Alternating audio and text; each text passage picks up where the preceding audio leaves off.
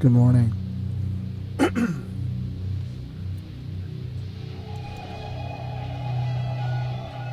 Got some interesting stuff going on here. Let's see what's going to happen. Glaive?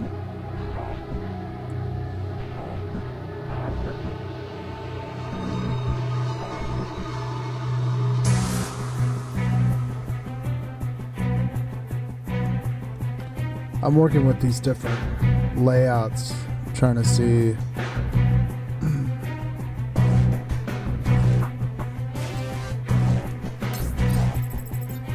how to get the most out of stuff, you know what I mean? Make the most out of the general session.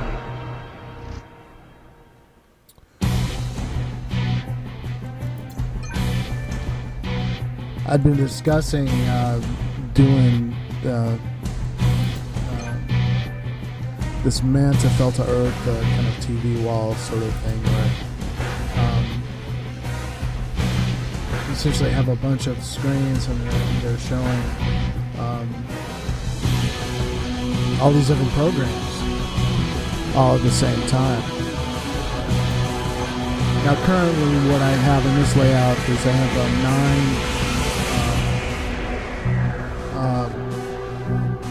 9 different television screens. And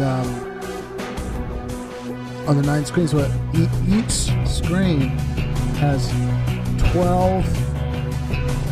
roughly 12 different scenes. I call them Ultraman money shots. Every Ultraman show always has the money shot. That's where, Ultraman pulls out his mojo and puts it on the monster, kills the monster at the end of it. The super ego suppresses the id. Normality is restored to the world. Humankind being left to pick up the pieces. You got to pick up the pieces. Come on. Sort your trash. Put yourself back together. Maybe you got too much cash. You better call the law. When you gonna turn yourself in? You're a politician. Don't become one of Hitler's children.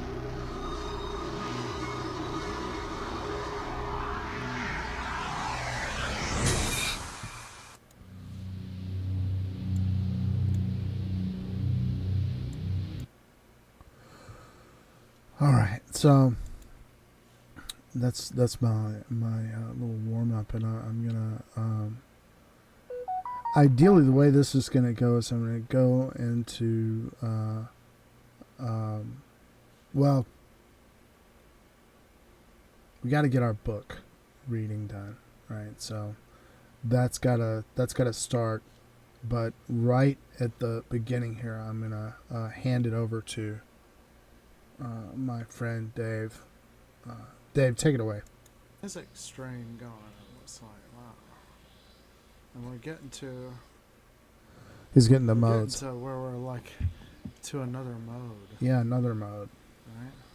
And I think it's Lydian. To do this way. I don't know why, but he was like,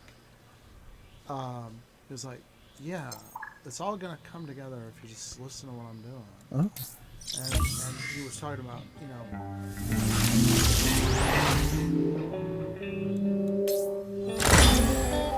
I've been promoted to expert.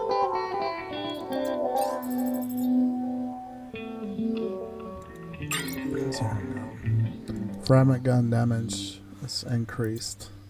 And I'm not I don't have a fragment gun. Why, he's like, look at the symmetry of it, right? Like, and he's like, let me not go too far afield, but just try that pattern, But I tend to be like, okay.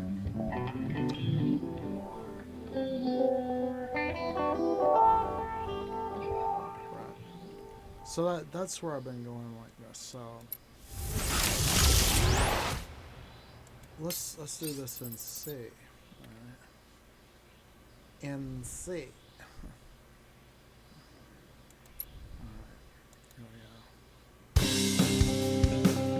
Lydian, theoretically.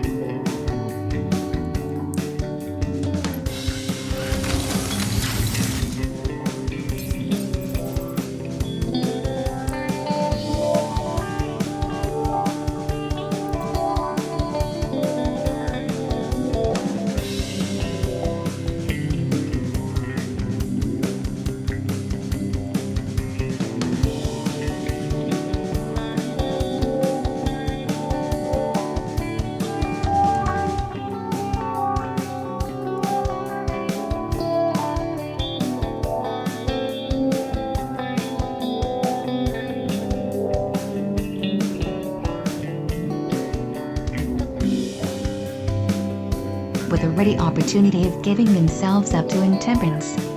In the enjoyment of tumultuous scenes of debauchery, they forgot Constantinople, Jerusalem, and Christ himself, whose worship and lust they were marching to defend. Pillage, violation, and murder were everywhere left as the traces of their passage. Coloman assembled troops to chastise their license, and to recall them to a sense of the maxims of justice and the laws of hospitality. The soldiers of Gottschalk were full of courage, and, at first, defended themselves with advantage. Their resistance even inspired serious alarm among the Hungarians, who resolved to employ stratagem to reduce them. The general of Koloman feigned to be desirous of peace. The chiefs of the Hungarians presented themselves in the camp of the Crusaders, no longer as enemies, but as brothers. By dint of protestations and caresses, they persuaded them to allow themselves to be disarmed. The Germans, slaves of the most brutal passions, but simple and credulous, yielded to the promises of a Christian people, and abandoned themselves to a blind confidence, of which they very shortly became the victims. Scarcely had they laid down their arms when the chief of the Hungarians gave the signal for the carnage. The prayers, the tears of the Crusaders, the sacred sign which they bore upon their breasts, could not divert the blows of a perfidious and barbarous enemy. Their faith was worthy of pity, and history might have shed tears over it if they had themselves respected the laws of humanity. We are doubtless the less astonished at the excesses of the first Crusaders, when we reflect that they belonged to the lowest class of the people, always blind, and always ready to abuse names and things, the most holy, when not restrained by laws or leaders. The civil wars, which had so long disturbed Europe, had greatly increased the number of vagabonds and adventurers. Germany, more troubled than the other countries of the West, was filled with men trained in brigandage, and became the scourge of society.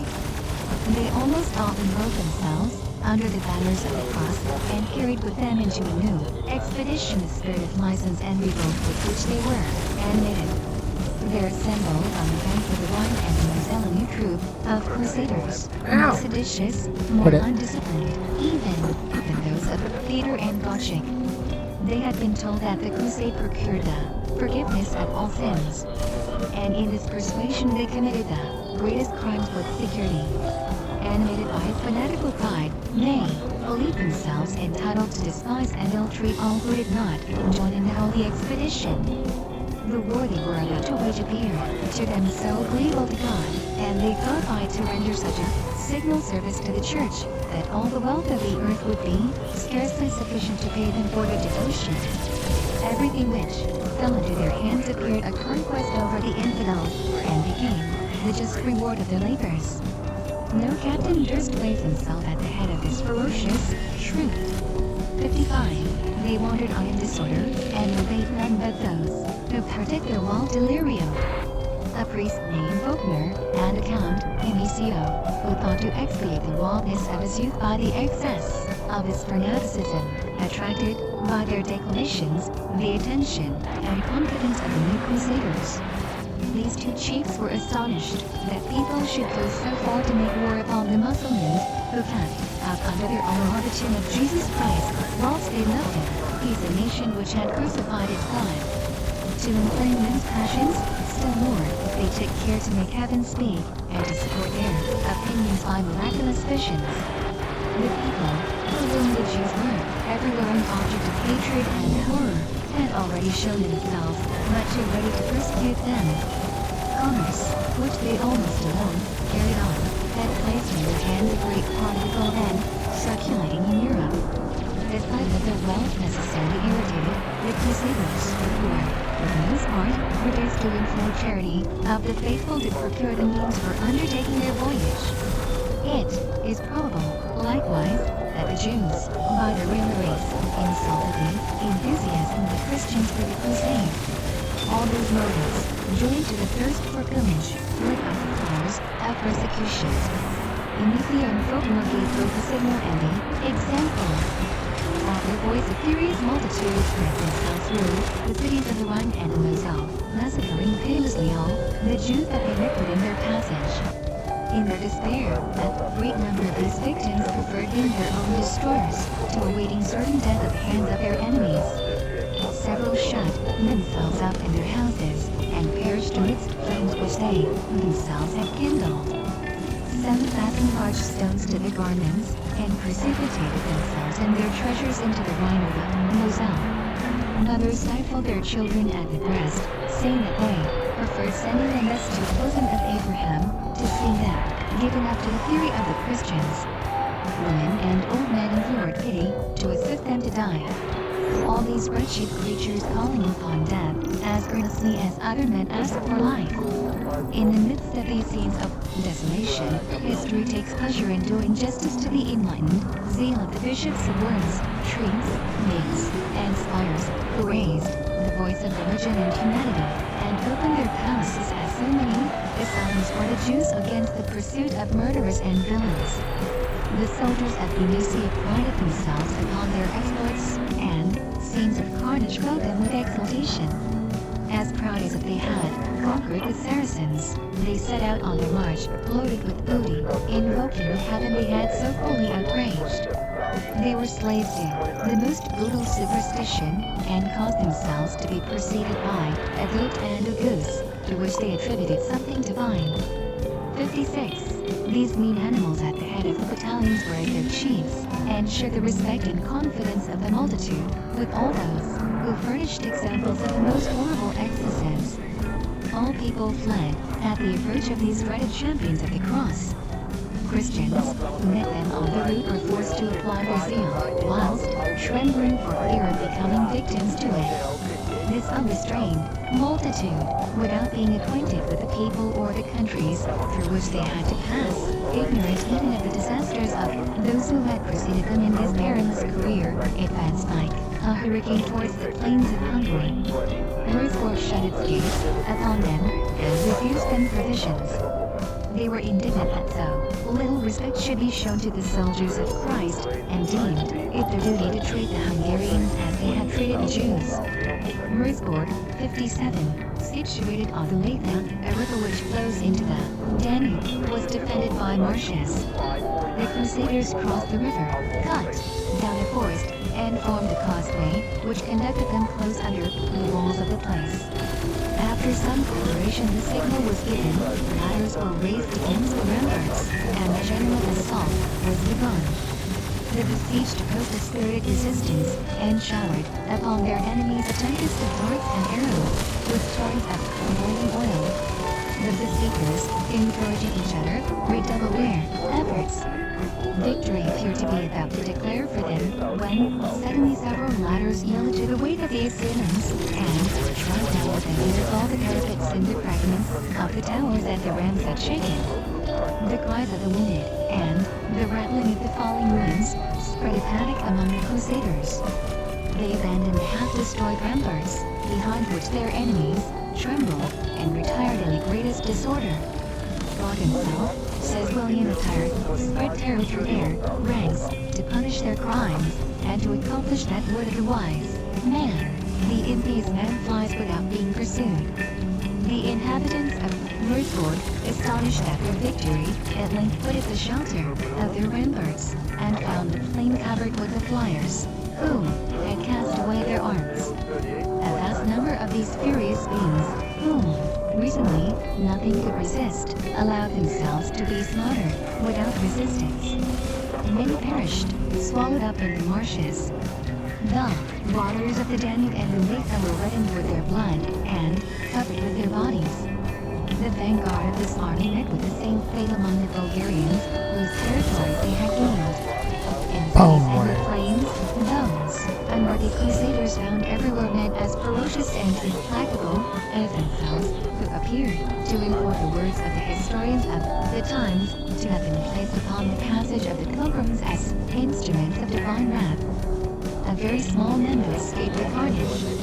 Among the few who found safety in flight, some returned into their own country, where they were welcomed by the glory and jeers of their compatriots. The rest arrived at Constantinople, where the Greeks learned the new disasters of the Latins with so much more joy, from having suffered greatly from the excesses committed by by the army of Peter the Hermit.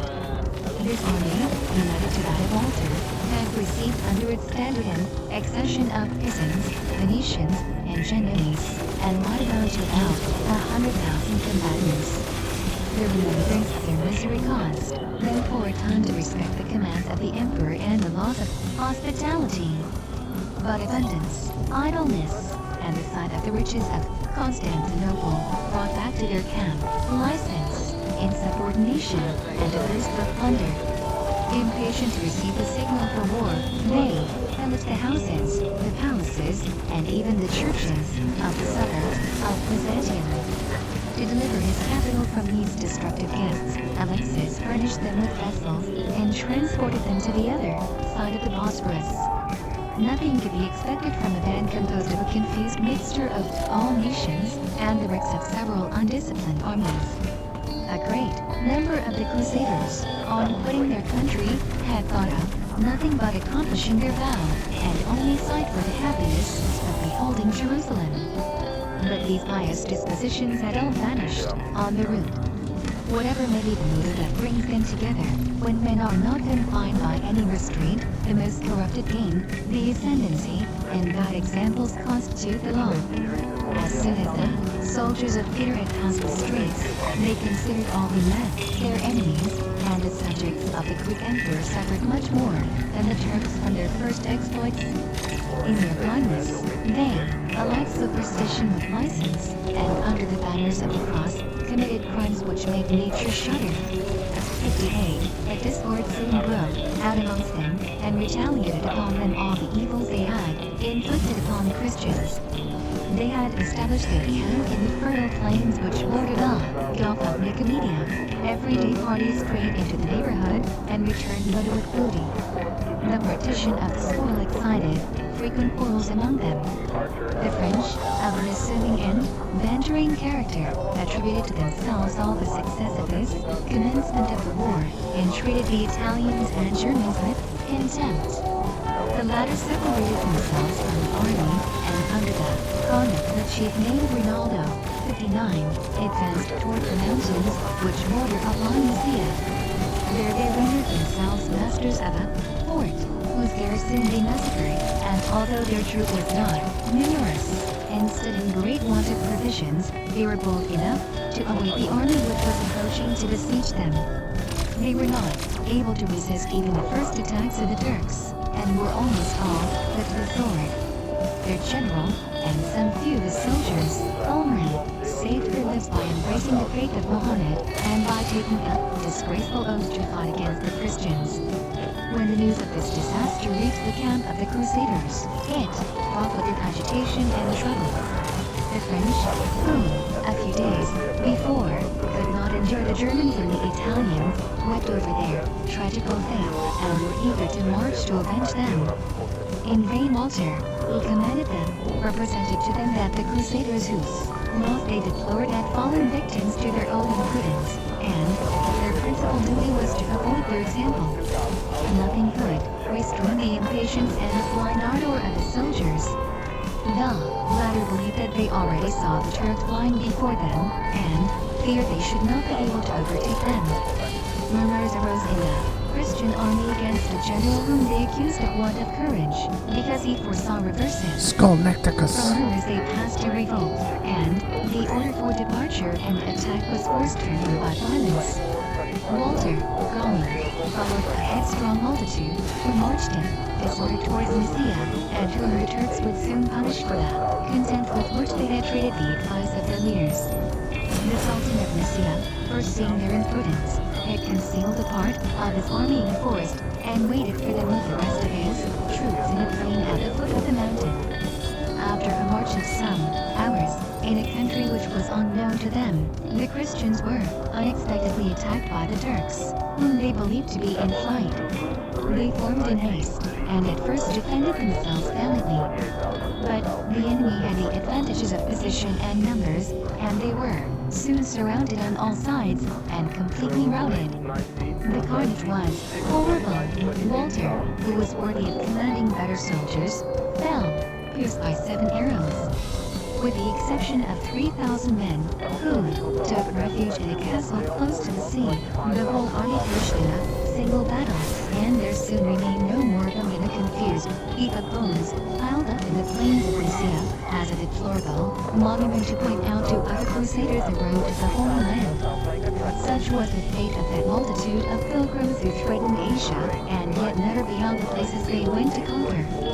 By their excesses, they had prejudiced the whole of Greece against the enterprise of the Crusades, and by their manner of fighting had taught the Turks to despise the arms of the Christians of the West. Peter, who had returned to Constantinople before the battle, and who had long lost all authority among the Crusaders, declaimed against their imbecility and their pride, and beheld in them nothing but brigands, 60, whom God had deemed unworthy to contemplate or adore the tomb of the Son.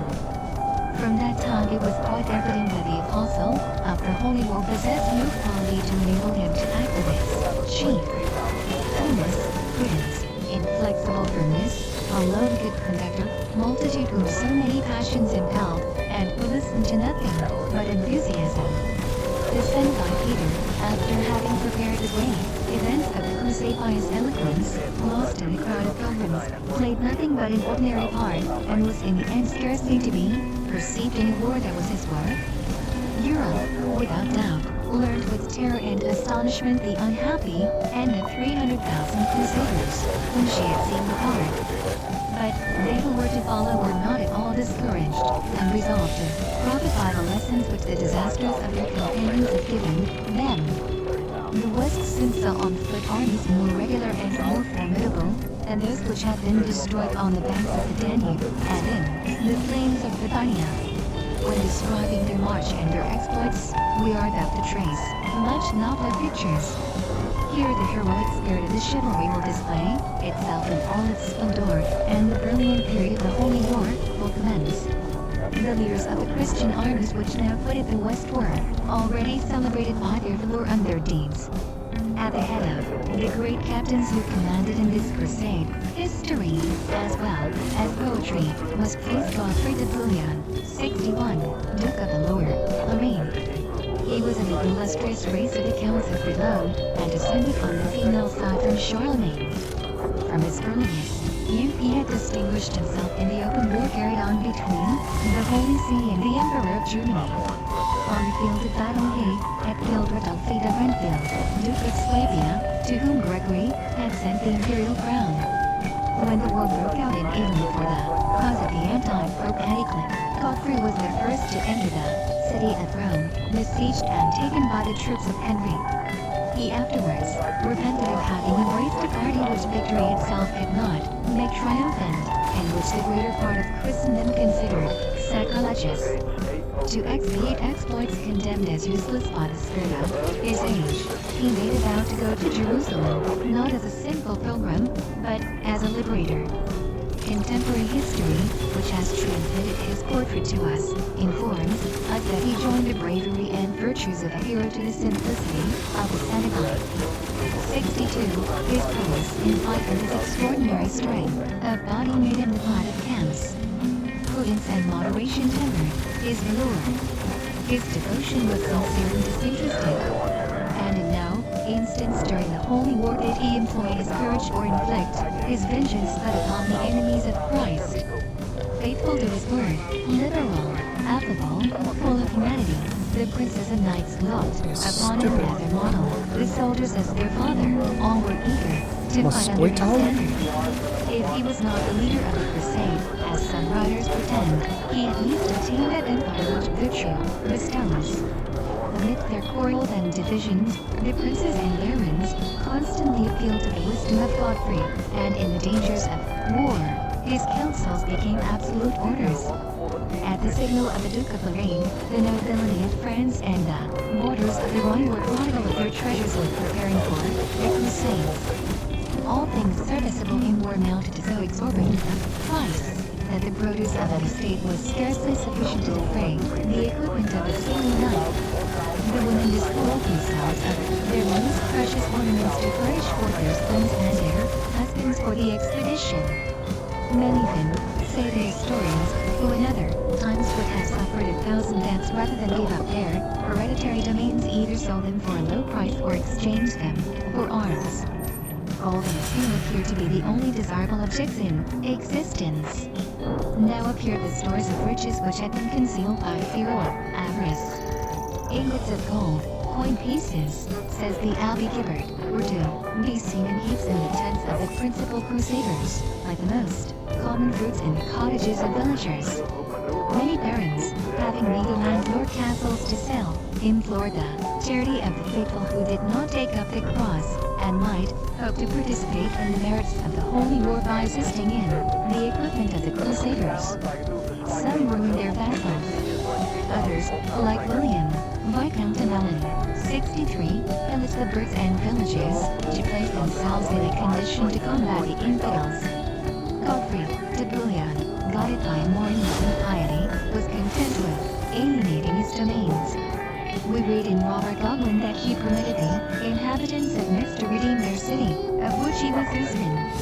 He sold the Principality of Stine to the Bishop of Verdun, and ceded his rights over the Duchy of Bouillon to the Bishop of Liege for the small sum of 4,000 silver marks and a pound of gold, which makes the historian of the Crusaders U64 that the secular princes ruined themselves for the cause of Jesus Christ, whilst the princes of the church took advantage of the fervor of the Christians to enrich themselves. The Duke of Bouillon had gathered under his standard 80,000 foot soldiers and 10,000 horsemen. He began his march 8 months after the Council of Clermont, accompanied by a great number of German and French nobles. He took with him his brother Eustace de Bouillon, his other brother Baldwin, and his cousin Baldwin de Bourg. These two last, who were destined one day, like Godfrey de Bouillon, to become kings of Jerusalem, held in the rank of symbolizing the Christian army. They were all less animated by sincere piety than by the hope of achieving a great fortune in Asia, and would without regret the mean positions that they held in Europe. Still further were to be remarked in the train of the Duke de Lorraine, Baldwin, Count de Hainaut, Garnier, Count de Rye, Conan de Montagu, Duke de Cons, so celebrated in the Jerusalem Delivered. The two brothers, Henry and Godfrey de Hatch, Gerard de Cherisy, Rinaldo and Peter de Toul, Hugh d'Estrée, Paul, and his son Engelring. These chiefs brought with them a crowd of other knights, less known, but not less formidable by their valor. The army commanded by the Duke of Lorraine, composed of soldiers, formed by discipline and tried in battle, offered to the Germans a very different spectacle from the troop of Peter the Hermit, and re-established the honor of the Crusaders in all the countries they passed through. They met with assistance and allies where the first champions of the cross had found nothing but obstacles and enemies.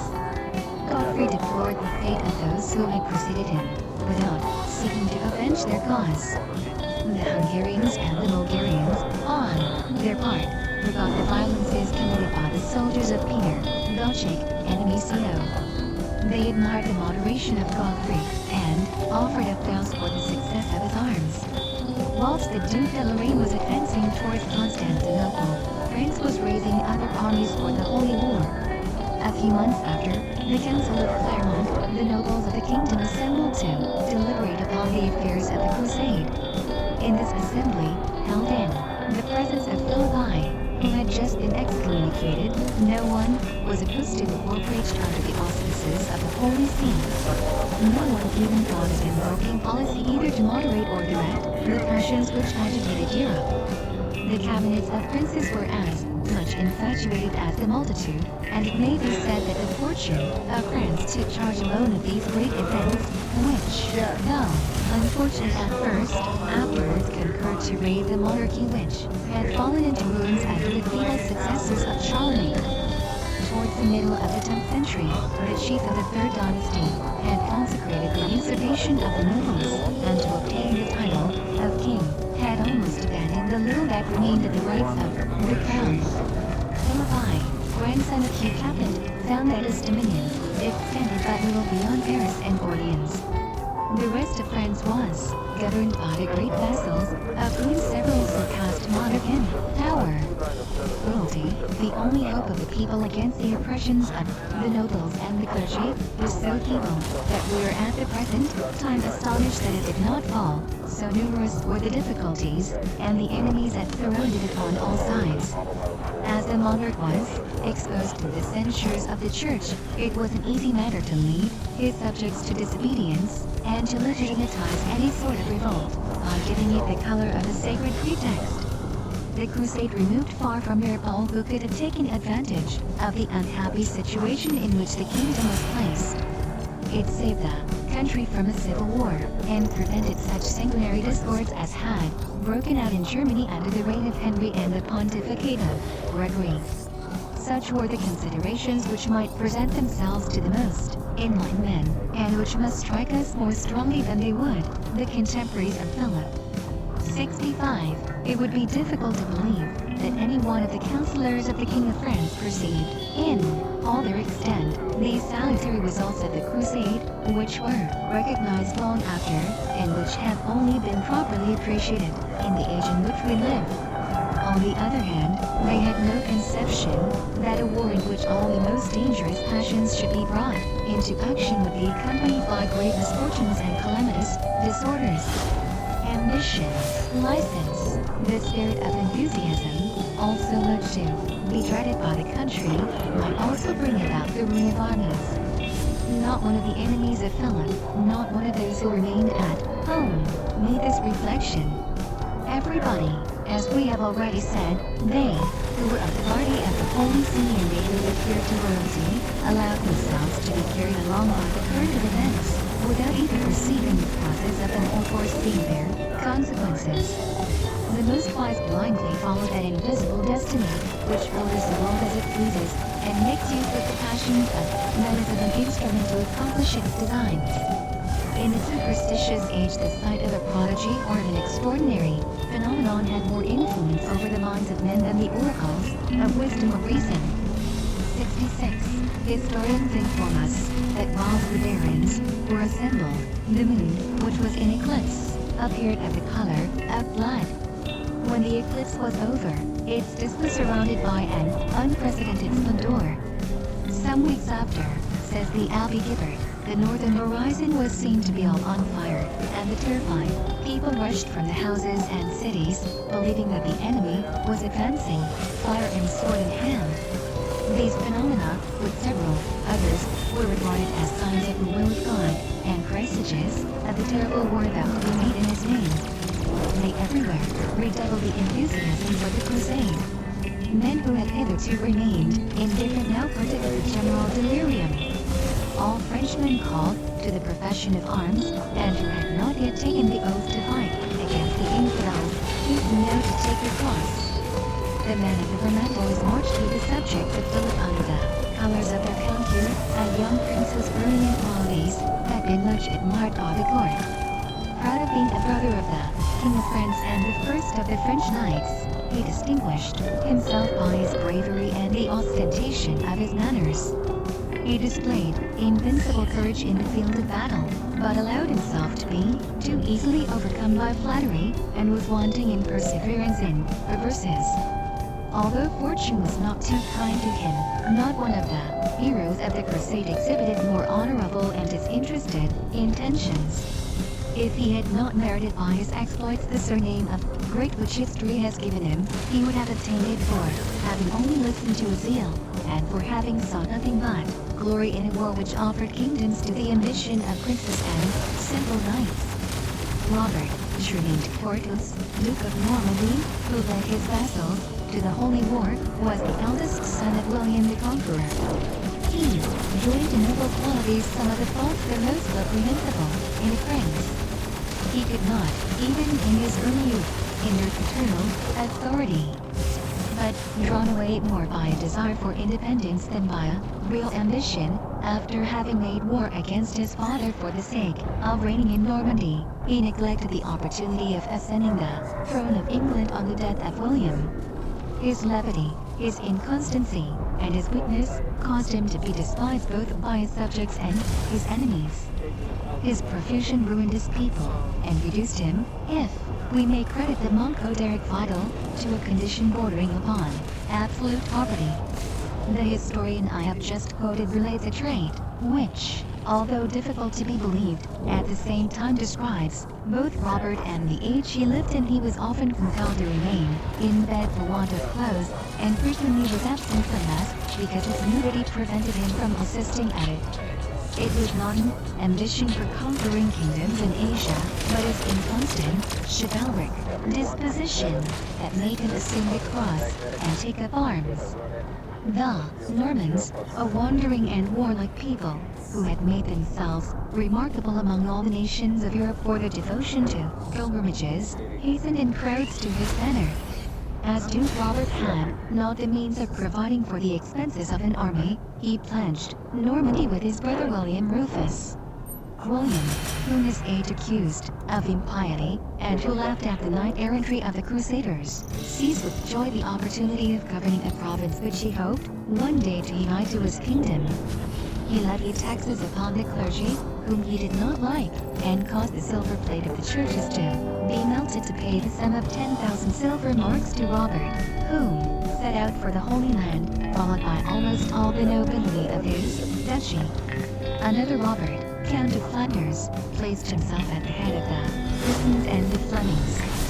He was son of Robert, surnamed the Frison, who had usurped the Principality of Flanders from his own nephews, and who, to expiate his victories, had performed, sometime before the Crusade, the pilgrimage to Jerusalem. The young Robert easily found soldiers for his enterprise in a country where everybody had borne arms during the civil wars, and where the people were animated by the tales of a great number of pilgrims returning from the Holy Land. He What's this guy exhausted done? the treasures He's of got a his lancer? father to embark It's gotta be in an crazy. expedition which procured Maybe him the the structural reputation last of a one. bold knight, together with the surname of the lance and sword of the Christians. 500 horsemen sent by Robert the Frison to the Emperor Alexis had already preceded him to Constantinople. Stephen, Count of Blois and Chartres, had also taken up the cross. He asked for the richest noble of his times. The number of his castles was said to be equal to that of the days of the year. What might be really considered a phenomenon in the 11th century, this prince loved and cultivated letters. He proved to be the soul of the councils by his eloquence and his intelligence. This That he is did not long together support the fatigues look of at war, me. and he sometimes was but timid in the field of battle. These war chiefs were accompanied by a crowd of knights and nobles, among whom his remains Robert of Paris, Everett of Brazil, Aucherta, Monmouth, Isouard de Musin, Stephen, Count d'Albemarle, Walter de St. Valery, Roger de Barneville, Fergand and Conan, two illustrious Bretons, Guy de Cusat, Miles de Préaux, Raoul de Beaugency, Roger, son of the Count de Perche, Odo, Bishop of Vigo, uncle of the Duke of Normandy, Raoul de Guider, and Alberic, sons of Hugh de Grandmont. The greater part of the counts and barons took with them their wives and children and all their war equipages. They crossed the Alps and directed their march towards the cities of Italy with the intention of embarking for Greece. They found in the neighborhood of Lucca, Urban, who gave them his benediction, praised their zeal, and offered up prayers for the success of their enterprise. The Count of Fernandois, after having received the standard of the church from the hands of the sovereign pontiff, repaired to Rome with the other princes to visit the tombs of St. Peter and St. Paul. The capital of the Christian world was then the theater of a civil war. The soldiers of Urban and those of the anti-Pope Gilbert disputed, arms in hand, for the Church of St. Peter, and by turn carried out the offerings of the people. Whatever some modern historians may say, the Crusaders took no part in the troubles which divided the city in both. And what is still more astonishing, Urban did not call to the defense of his own cause one of the warriors whom his appeal had induced to take up arms. For the rest, the spectacle which presented itself in the city of St. Peter must have been a subject of scandal to the greater part of the French knights. some, satisfied with having saluted the apostles, and perhaps cured of their holy enthusiasm by the sight of the violences which profaned the sanctuary, abandoned the standard of the cross, and returned into their own country. Others pursued their march towards Apollonia. But when they arrived at Bari, the winter, beginning to render the navigation dangerous, they were forced to wait during several months for a favorable moment to embark. The passage of the French Crusaders, however, had awakened the zeal of the Italians. Bohemond, Prince of Tarentum, was the first to resolve to associate himself with their fortunes and to partake of the glory of the holy expedition. He was of the family of those knights who had founded the kingdom of Naples and Sicily. 50 years before the crusade, his father, Robert Guiscard, settled at the castle of Hauteville in Normandy with 30-foot soldiers and 5 horsemen. Seconded by some of his relations and compatriots, who had preceded him into Italy, he fought with advantage against the Greeks, the Lombards, and the Saracens, who disputed Apulia and Calabria with him. He soon became sufficiently powerful to be by turns the enemy and the protector of the popes. He beat the armies of the emperors of the East and the West, and when he died he was engaged in the conquest of Greece. Bohemond had neither less cunning nor less talent than his father, Robert Guiscard. Contemporary authors, who never failed to describe the physical qualities of their heroes, inform us that his height was so great that it exceeded by a cubit that of the tallest man in his army. His eyes were blue, and appeared full of passion and haughty pride. His presence, says Anna Comnena, was as astonishing to the eyes as his reputation was to the mind. When he spoke, his hearers believed that eloquence had been his only study. When he appeared under arms, he might be supposed to have done nothing but wield a lance and a sword. Brought up in the school of the Norman heroes, he concealed the combinations of policy beneath an exterior of violence. And although of a proud and haughty character, he could put up with an injury when vengeance would not have been profitable to him. Everything that could contribute to the success of his designs appeared to him to be just. He had learned from his father to consider every man whose wealth or states he coveted as his enemy. He was neither restrained by the fear of God, the opinion of men, nor his own oaths. He had followed Robert in the war against the Emperor Alexis, and had distinguished himself in the battle of Durazzo and Marisa. But, disinherited by a will, he had nothing at his father's death but the memory of his exploits, and the example of his family. He had declared war against his brother, Roger, and had recently compelled him to cede to him the principality of Tarentum, when the expedition to the east began to be talked of in Europe. The deliverance of the tomb of Christ was not the object that kindled his zeal, or induced him to assume the cross. As he had sworn an eternal hatred to the Greek emperors, he smiled at the idea of traversing their empire at the head of an army. And, full of confidence in his own fortunes, he hoped to win a kingdom before he should arrive at Jerusalem. The little principality of Tarentum could not supply him with an army. But in the name of religion, a leader had then the power of raising troops in all the states.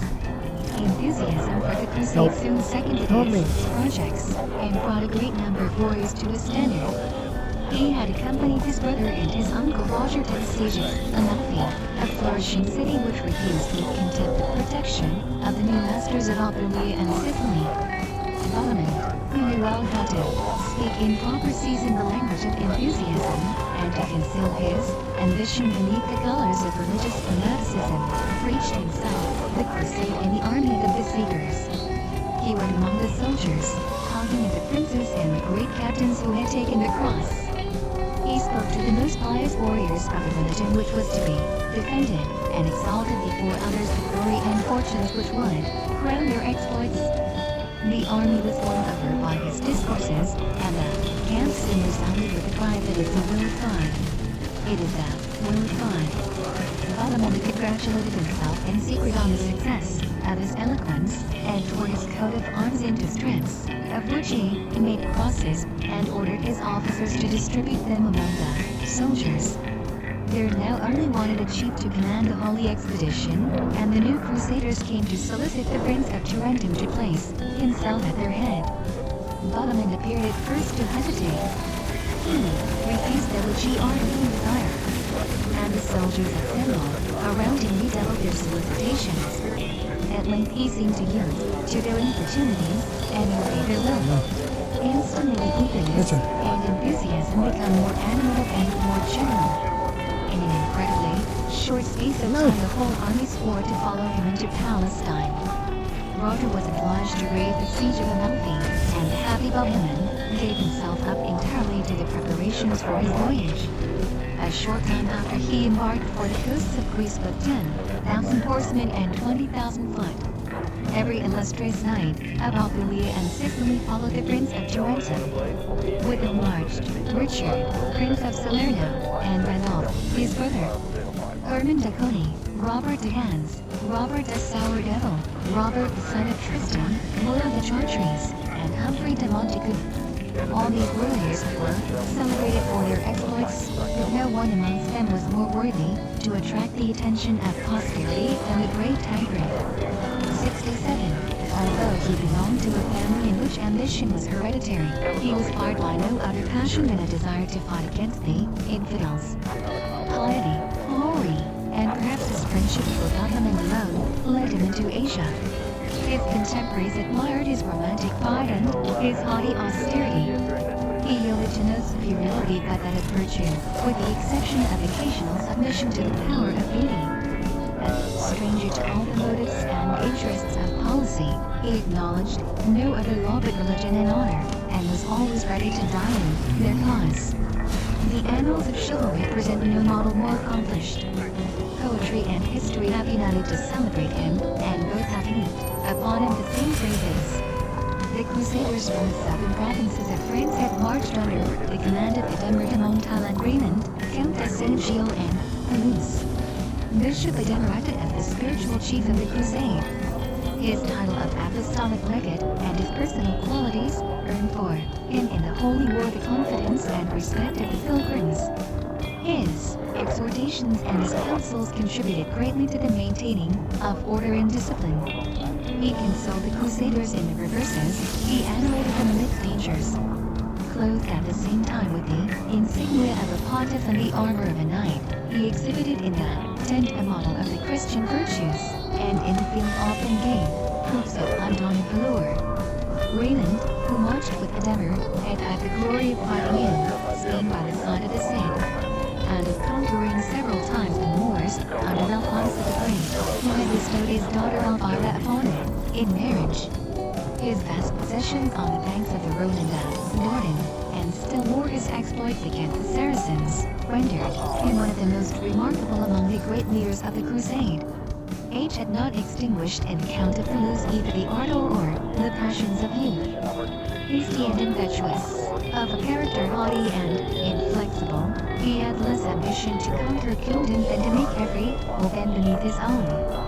Both Greeks and Saracens have acknowledged his bravery. His subjects and his companions in arms hated him for his obstinacy and violence. Unhappy prince, he bade eternal farewell to his country, which was one day to be the theater of a terrible crusade, preached against his own family. All the nobility of Gascony, Languedoc, Provence, the Limousin, and Auvergne accompanied Raymond and Ademar. Contemporary historians name, among the knights and lords who had taken the cross, Caracol, Count de Polignac, Hans de Belazan, Guillaume de Sovereign, Elisher de Castre, Elisher de Mondragon, Pierre Bernard de Montagnec, Raymond de Lille, Pierre Raymond de Hautpoul, Gauffier de Lastors, Guillaume V, Lord of Montpellier, Roger, Count de Foix, Raymond Pellet, Sacre d'Alais, Isard, Count de Dye, Raimbaud, Count d'Orange, Guillaume, Count de Ferris, Guillaume, Count de Clermont, Gerard, son of Gilbert, Count de Bouchellin, Gaston, Viscount de Vernon, Guillaume Manger d'Albert, Raymond, Viscount de Touraine, Raymond, Viscount de Castellan, Guillaume, Dergal, and the Count de Fort Calquire. After the example of Ademar, the bishops of Apt, Lodi, and Orange, and the Archbishop of Toledo, had taken up the cross, and led a part of their vassals to the Holy War. Philus, followed by his wife Elvira and his sons, placed himself at the head of the 100,000 crusaders, advanced to Lyons, where he crossed the Rhone, traversed the Alps, Lombardy, and Friul, and directed his march towards the territory of the Greek Empire, over the savage mountains and through the equally savage nations of Dalmatia. 68. Alexis, who had implored the assistance of the Latins, was terrified when he learned the numbers of his liberators. The leaders of the crusade were only princes of the second order, but they drew with them all the forces of the West, and a commune compares the multitude of the crusaders to the sand of the sea or the stars of the heavens, and their innumerable bands to torrents which unite to form a great river. 69. Alexis had learned to tread island on the plains of Durazzo and Larissa. Although he was less acquainted with the courage and ability of the other Latin princes, he repented of having imparted to them the secret of his weakness by asking their aid. His alarms, which were increased by the predictions of astrologers and the opinions spread among his people, become more serious as the Crusaders advanced towards his capital. 70. Seated on a throne from which he had hurled his master and benefactor, he could have no faith in virtue, and was better aware than another what ambition might dictate. He had displayed some courage in game, the purple, but only governed by dissimulation, the ordinary policy of the Greeks and all weak states. If Cratacomina has made an accomplished prince of him, the Latins have represented him as a perfidious and cruel monarch.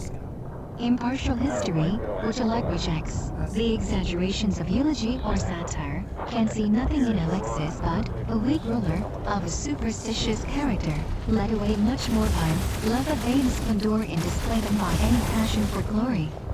He had it in his power to put himself at the head of the Crusaders, and reconquer Asia Minor by marching with the Latins to Jerusalem.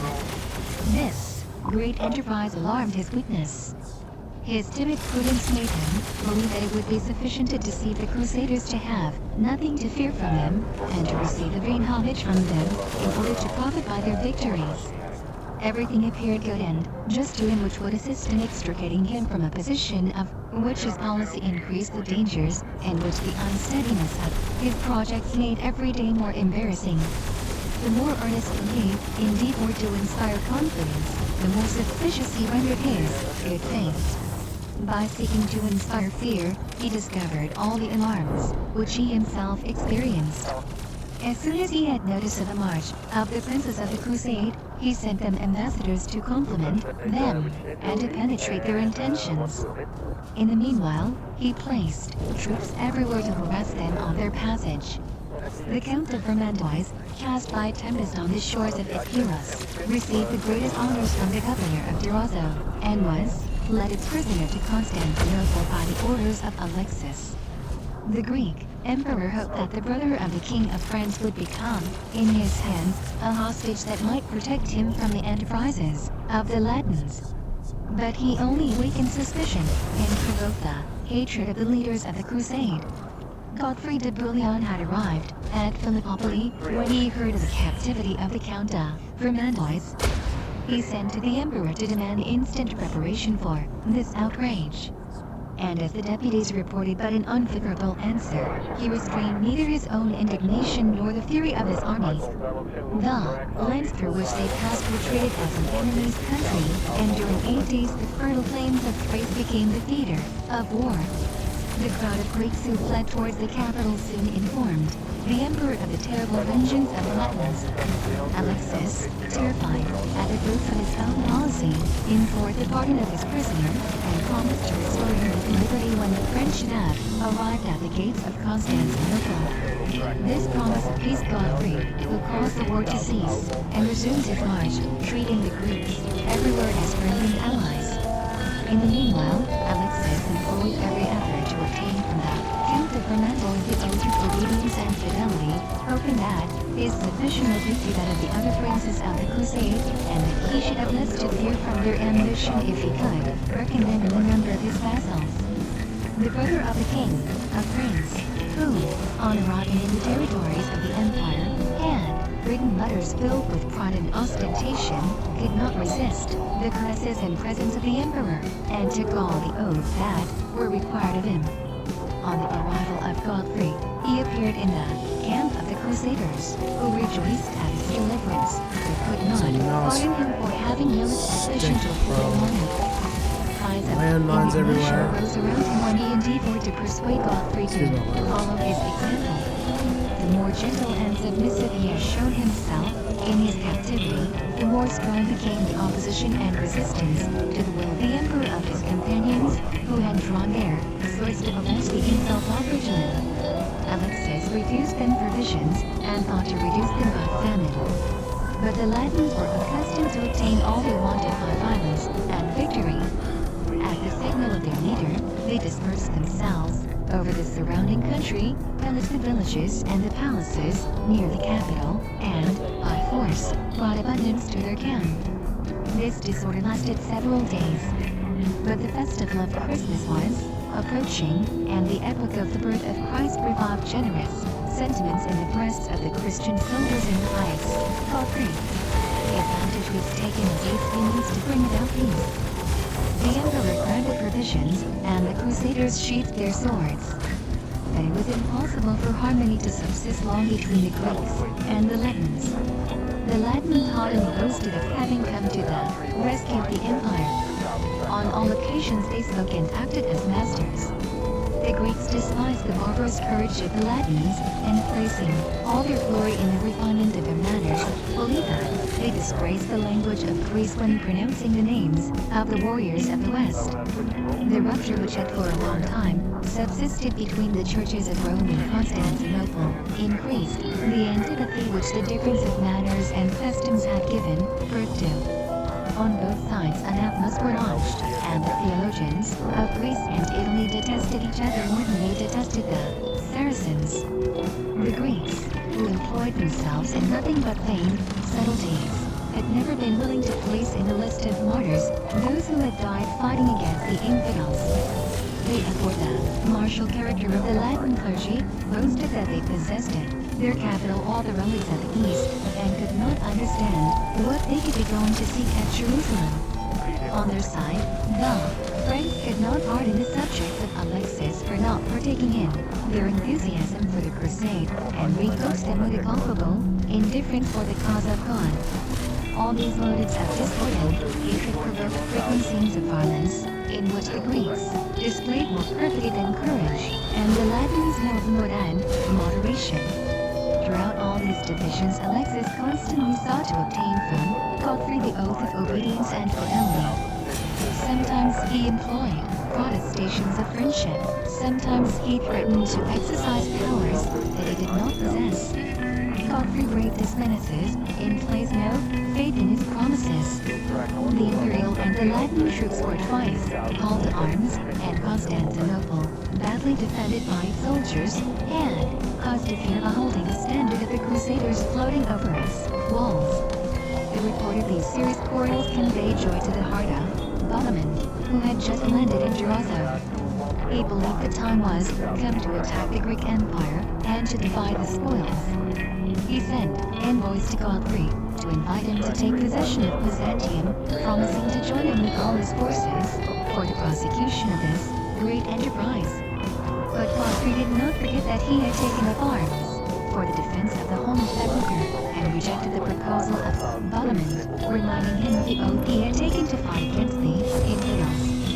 This embassy to Bohemond, the object of which could not be concealed, redoubled the alarm of Alexis, and made him employ every means to subdue the firmness of Godfrey de Bouillon.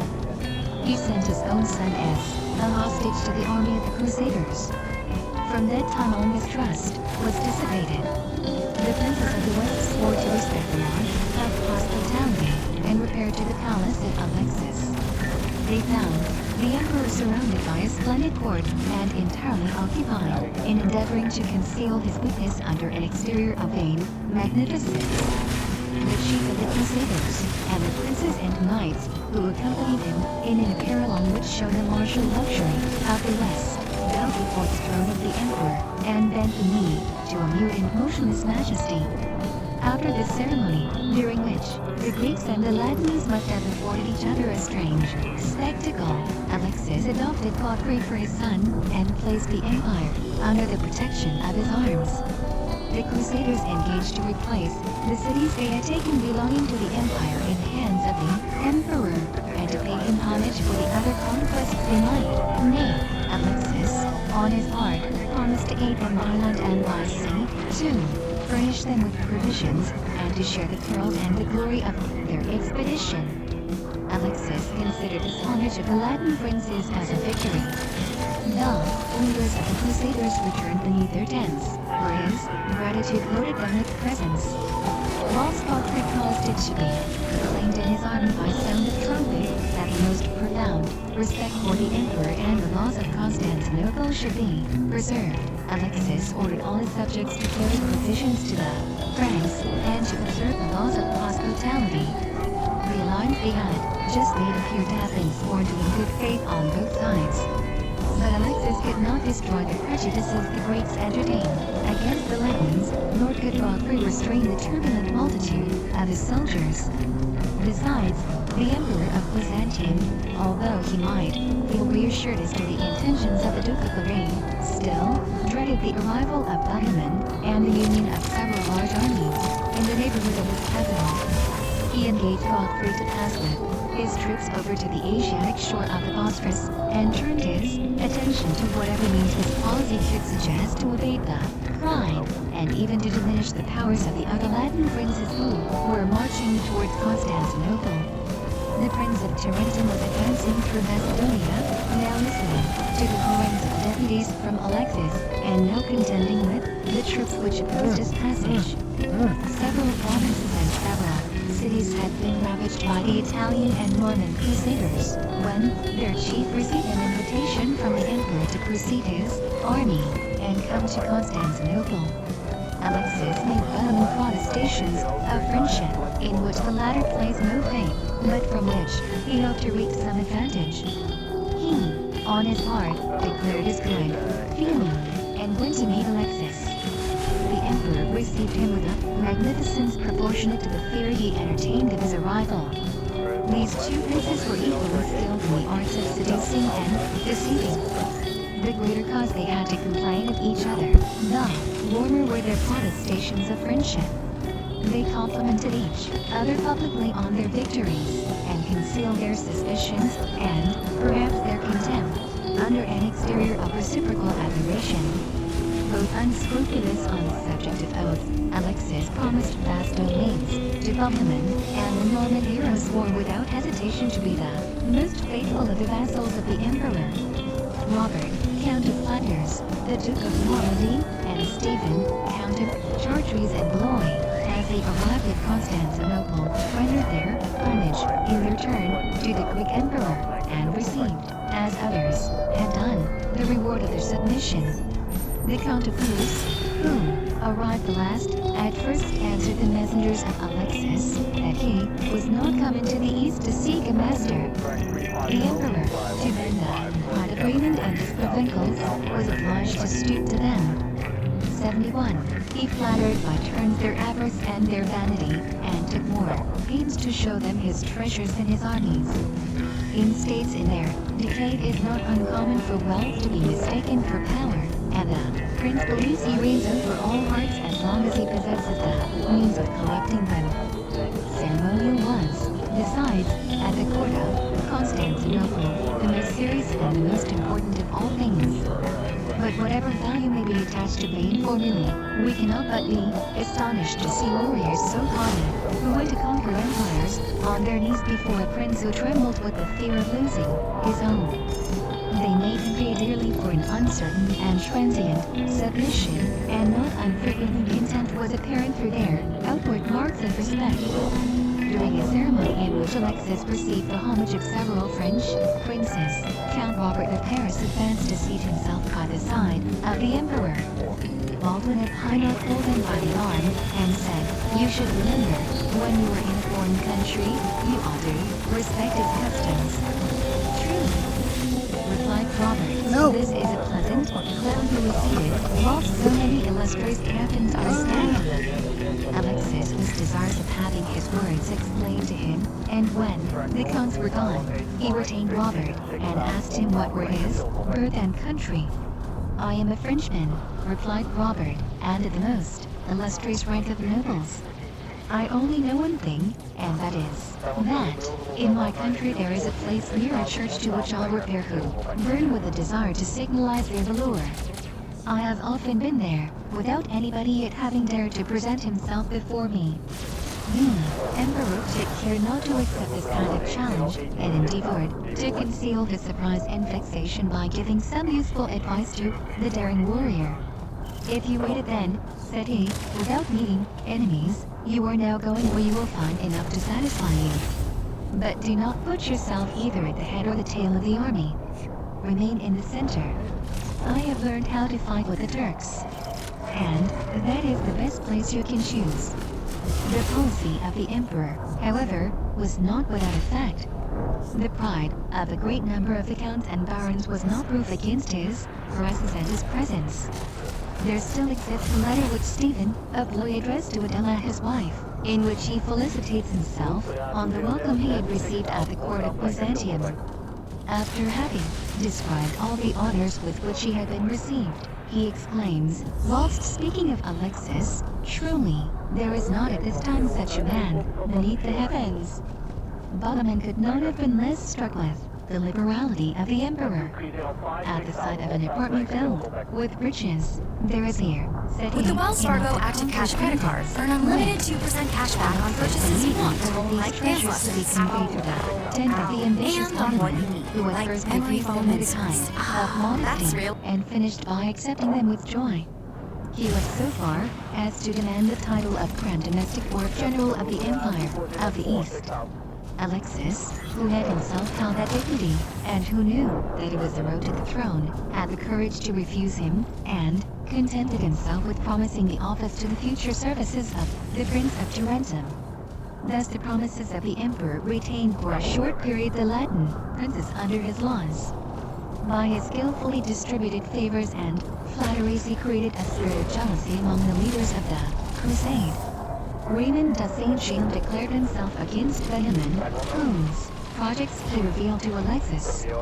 And whilst this prince debased himself, thus before a foreign monarch, the courtiers of Byzantium repeated with warmth that he excelled all the other chiefs of the crusade, as a sun excels the stars.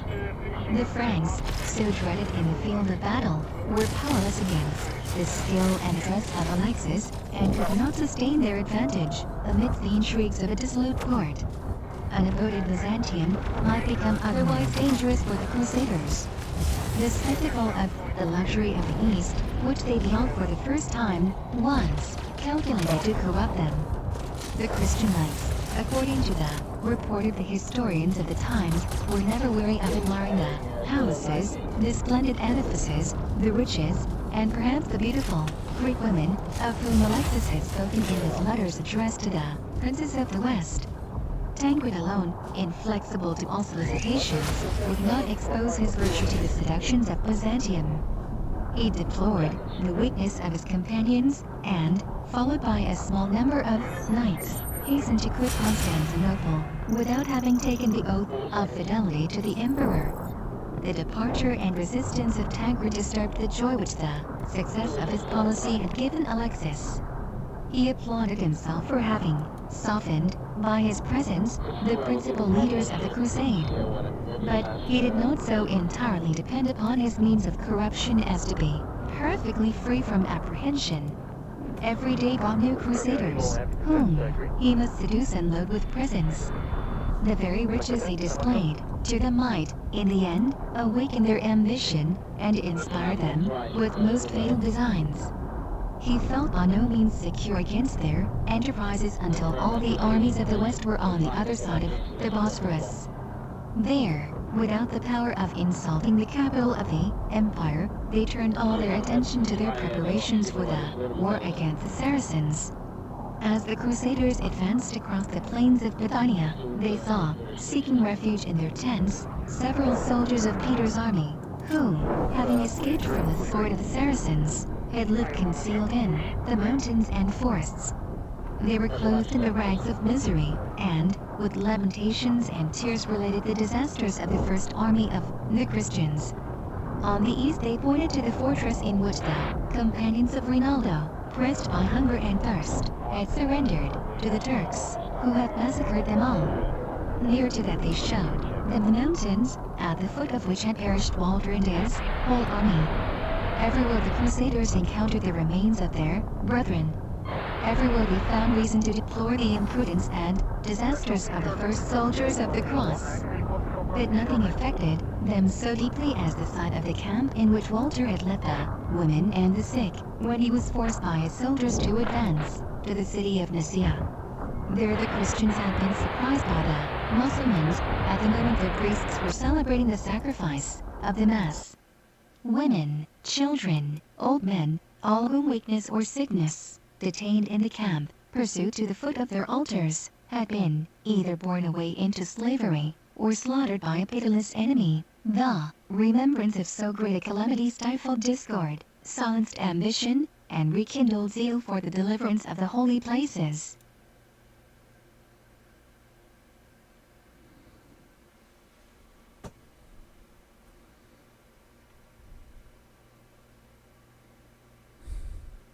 Deliverance. Deliverance. What's that about? Just ask Ned Beatty.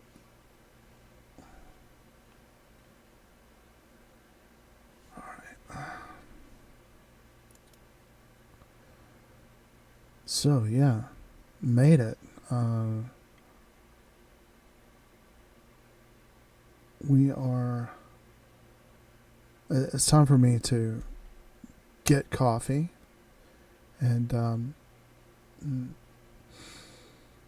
twist my head back on straight, and then we'll start back up again in G major with Michaud's Volume 1 of the History of the Crusades.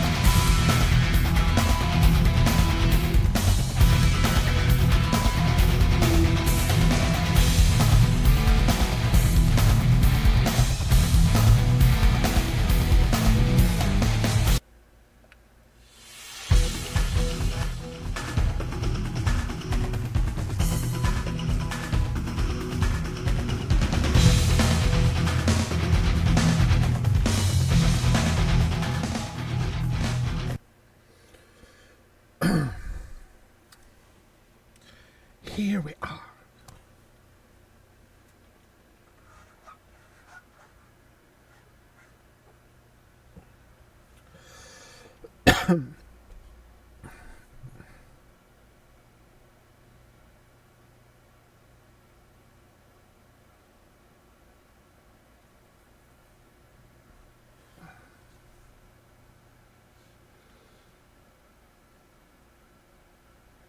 I would sort of like there's something going through my mind here about this layout. This is a new layout.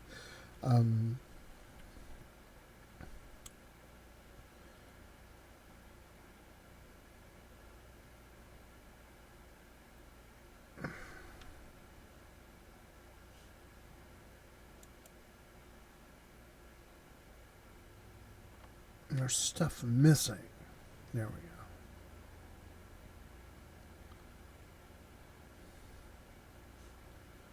All right, now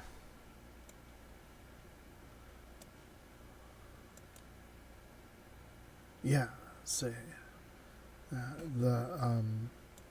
what's missing is this Discord. Like that's I'm working with this thing now. I'm trying to. I'm gonna do this. I'm gonna get my Discord window here, and I'm gonna select it in OBS Studio. I'm gonna right click on it.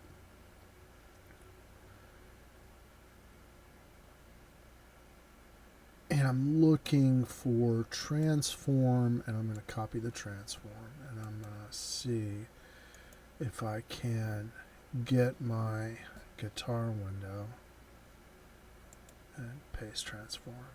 Oh, did not work. But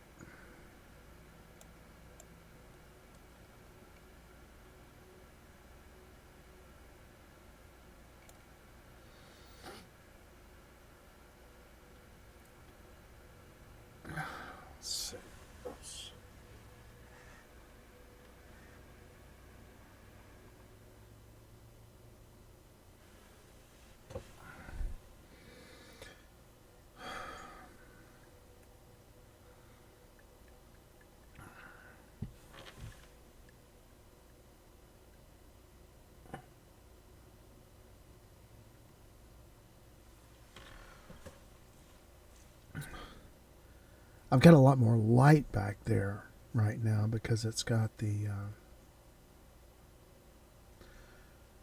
there's a little ring light back there. We were drawing yesterday.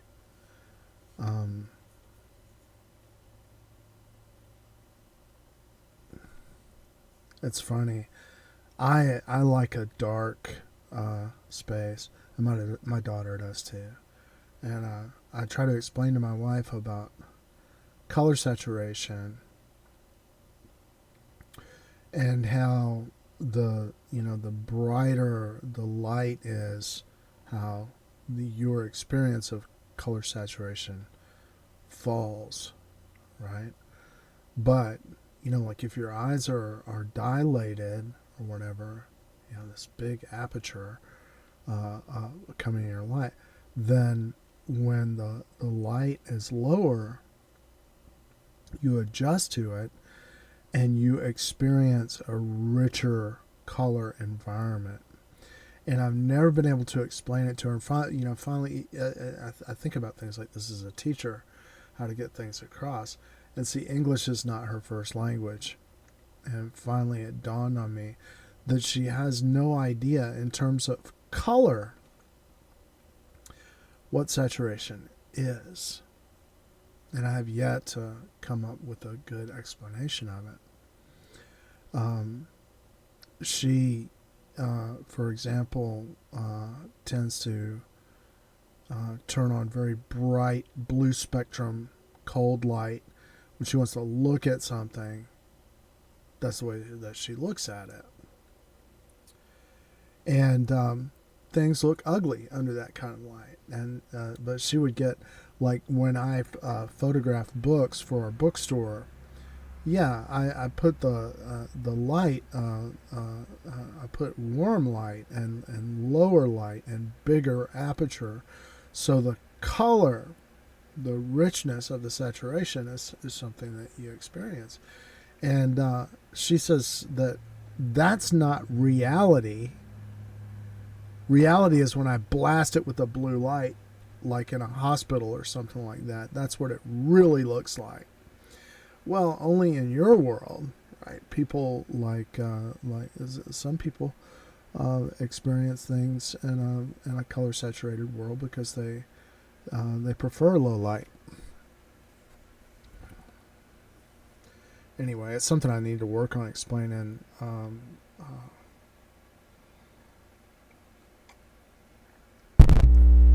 God, the horror. This cover here. I got my hydration stuff going. So back to the cause at hand here. I'd like to get on this new layout.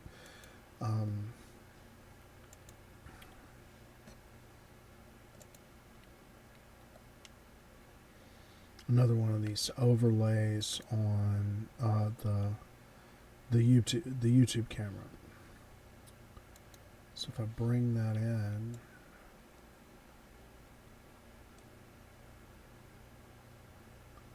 let's see, put it about right there.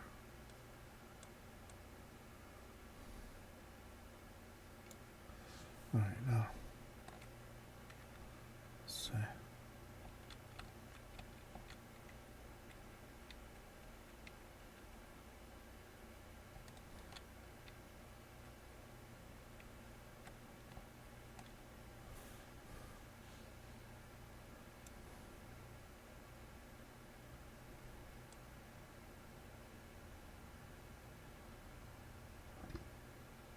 But you know, as I'm sitting here doing this, what I really like is to match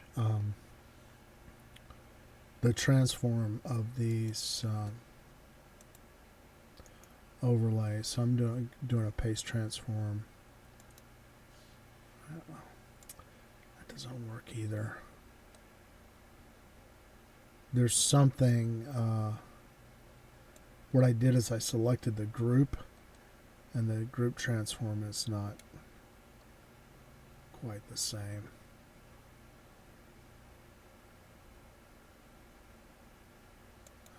Now,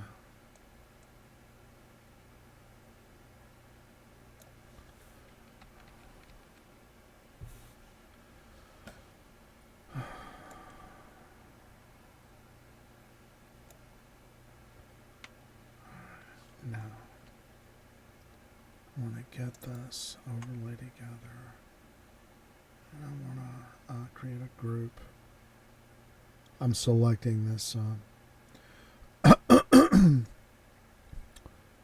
my secondary webcam frame and the YouTube pop out, and I'm gonna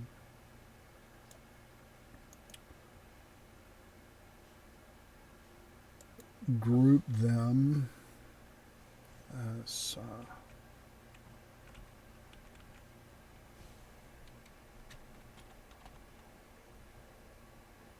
a YouTube pop out.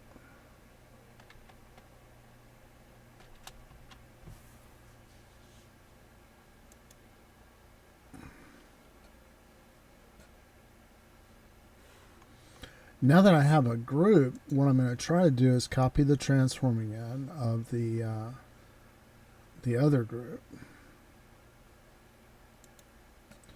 and get this group and paste the transform. See what we get.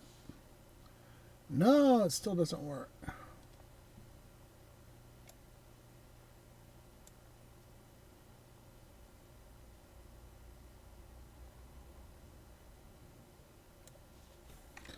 So I'm eyeballing it. That's a problem. I got to figure out what's causing that. You know, because you want precision for sure.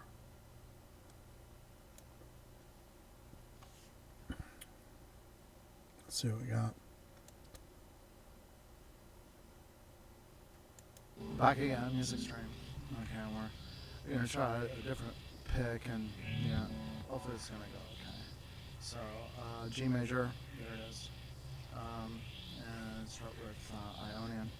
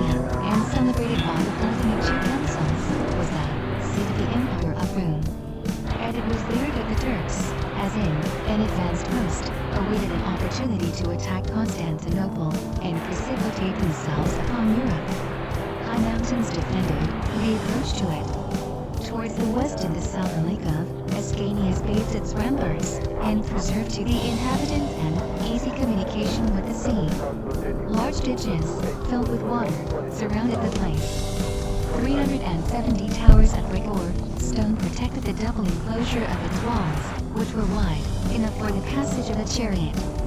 The chosen of the Turkish warriors composed its garrison, and the Sultan of Rum, ready to defend it, once encamped upon the neighboring mountains at the head of an army of 100,000 men. Full of just confidence in their own strength, and ignorant of that which could be opposed to them, the Crusaders advanced towards Nice. Never had the plains of Bithynia presented a more magnificent or a more terrible spectacle.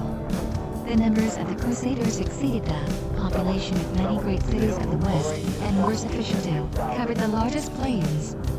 The Turks, from their encampments on the summits of the mountains, must have beheld, with terror, an army composed of more than 100,000 horse and 500,000 foot, 72, the picked men of the warlike nations of Europe, who were come to dispute with them the possession of Asia.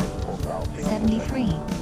When it had been determined to besiege Nice, the posts were distributed to the various bodies of the Christian army. The camp of the Crusaders extended over a vast plain, intersected by rivulets which fell from the mountains. Fleets from Greece and Italy transported provisions and kept the besiegers in a state of abundance. Falco de Chartres reckons in the camp of the Christians 19 nations, differing in manners and language. Each nation had its borders, which they surrounded with walls and palisades, and as they were without woodwork, stone fortifications, they employed the bones of the Crusaders lying, unburied in the neutral line ice. By which, Anacomnius says, they at once constructed a tomb for the dead and a bird for the living. At each party they put and raised magnificent tents, which served as churches, in which the chiefs and the soldiers assembled to perform the ceremonies of religion. Different war cries, drums, the use of which have been introduced into Europe by the Saracens, and songs, horns, pierced with several holes, summoned the Crusaders to their military exercises. The barons and knights wore a hauberk, or coat of mail, Help. a sword, tunic, Help. composed of small rings of iron or steel. Over the coat, arms of every squire floated a blue, red, green, or white scarf. Every warrior wore a casque, covered with silver for the princes, of steel for the knights and nobles, and of iron for the common men. The legs full round or square. Where you going, focused, man? Take the and gun long control shields point. covered them. Foot soldiers.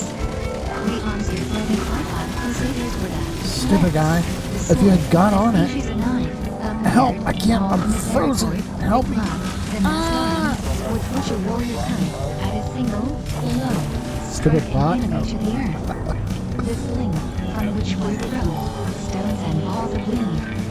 The bow, and the crossbow, a murderous weapon, till that time unknown to the Orientals. The warriors of the West did not then cover themselves with the heavy iron armor, described by the historians of the Middle Ages, which they afterwards borrowed from the Saracens. The princes and knights wore upon their shields figures or signs of different colors, which served as rallying points for their soldiers. Here might be seen, painted on the bucklers and standards, leopards and What have you lions. got? There, stars, tours, Come on, crosses, Sewer Savior. Asiatic troops, Come on down here. and European troops. Yeah, buddy, you know you want to. Several caused to be represented on their shield the birds, a passage which they have met There on you the roof, which birds, by changing their unanimally, presented to the Crusaders a symbol of their own pilgrimage. These distinctive marks at the time You- served to animate their valor in the field of battle, and were destined, at a future day, to be one of the attributes How that many ranked among robots the have you guys nations got? of the West. In the immense crowd of Crusaders, no count, no prince, deigned to receive orders from anyone. 74. The Christians presented the image of a republic under arms.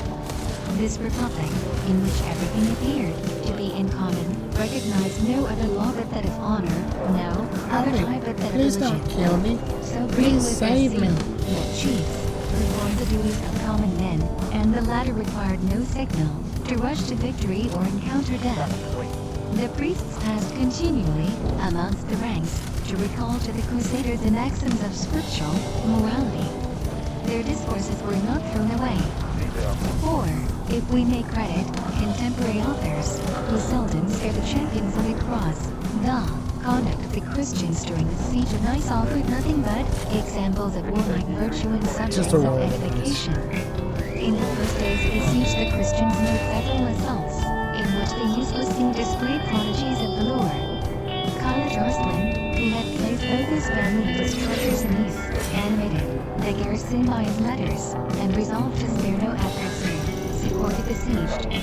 He called together the chiefs of his army. He reminded them of the advantages they had gained over the Christians, and predicted still more brilliant trophies to their valor. The greatest disorder, he told them, reigned in the Christian army, and the numbers of their enemies assured them the victory. They were going to fight for their wives, their children, and the country which they owed to the conquests of their fathers. The religion of the Prophet implored their help, and the richest booty would be the reward of their exploits. The Mussulmans, animated by the speeches and the example of their chief, prepared for battle, and ascended the mountains. Their army, divided into two bodies, attacked with impetuosity the quarter of Godfrey de Bouillon and that of Raymond de Toulouse, who had just arrived before Nice. The Provençals were not able to resist the first shock,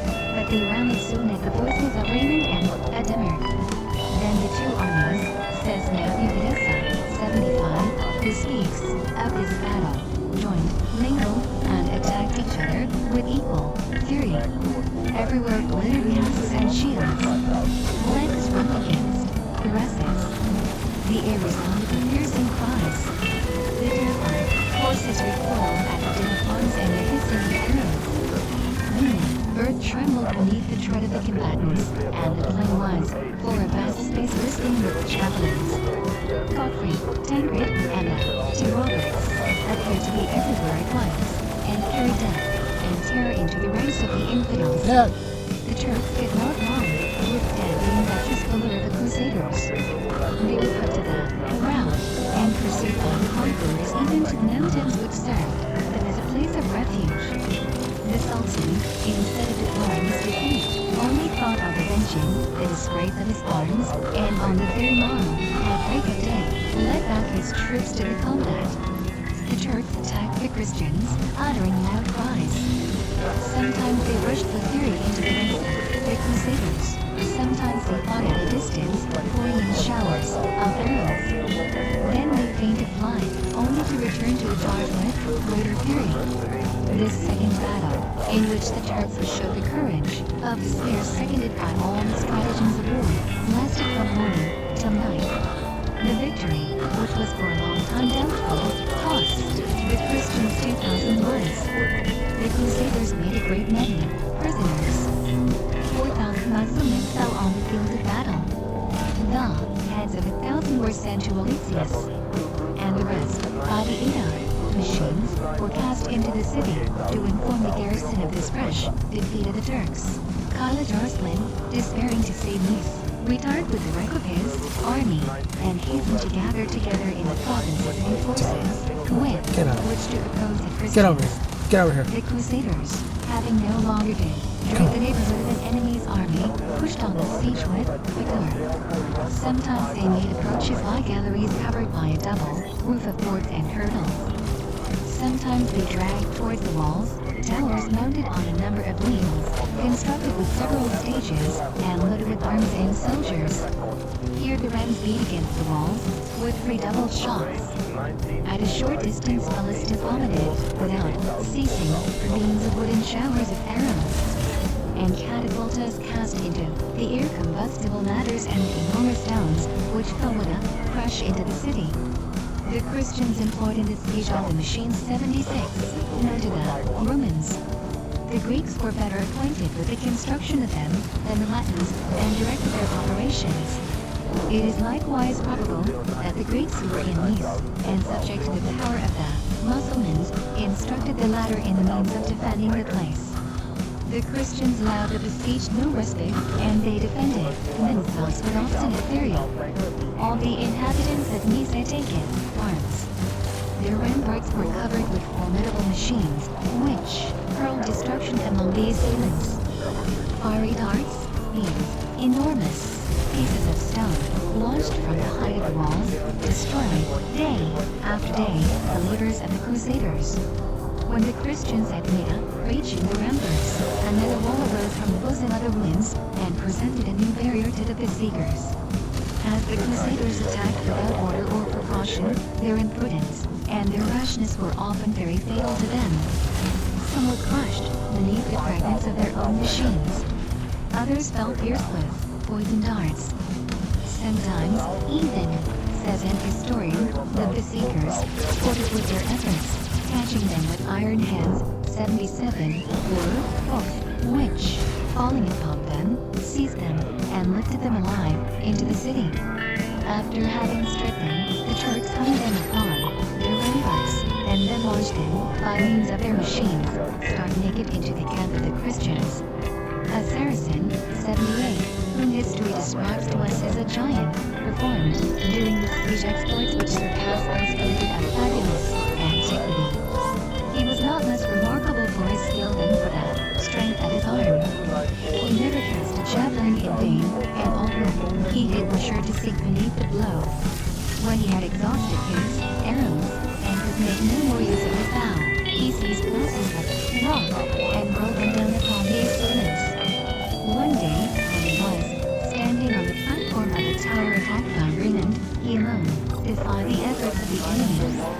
At one time he hurled a shower of stones upon the besiegers. Then, Raising his voice, he defied the bravest of the Christians to the combat, loading them with the most violent abuse. All eyes were turned towards him, and 1,000 arrows flew at once from the Christian army to punish his audacity. For a moment all the efforts of the besiegers were directed against a single man. His body was covered with wounds and bristling with arrows.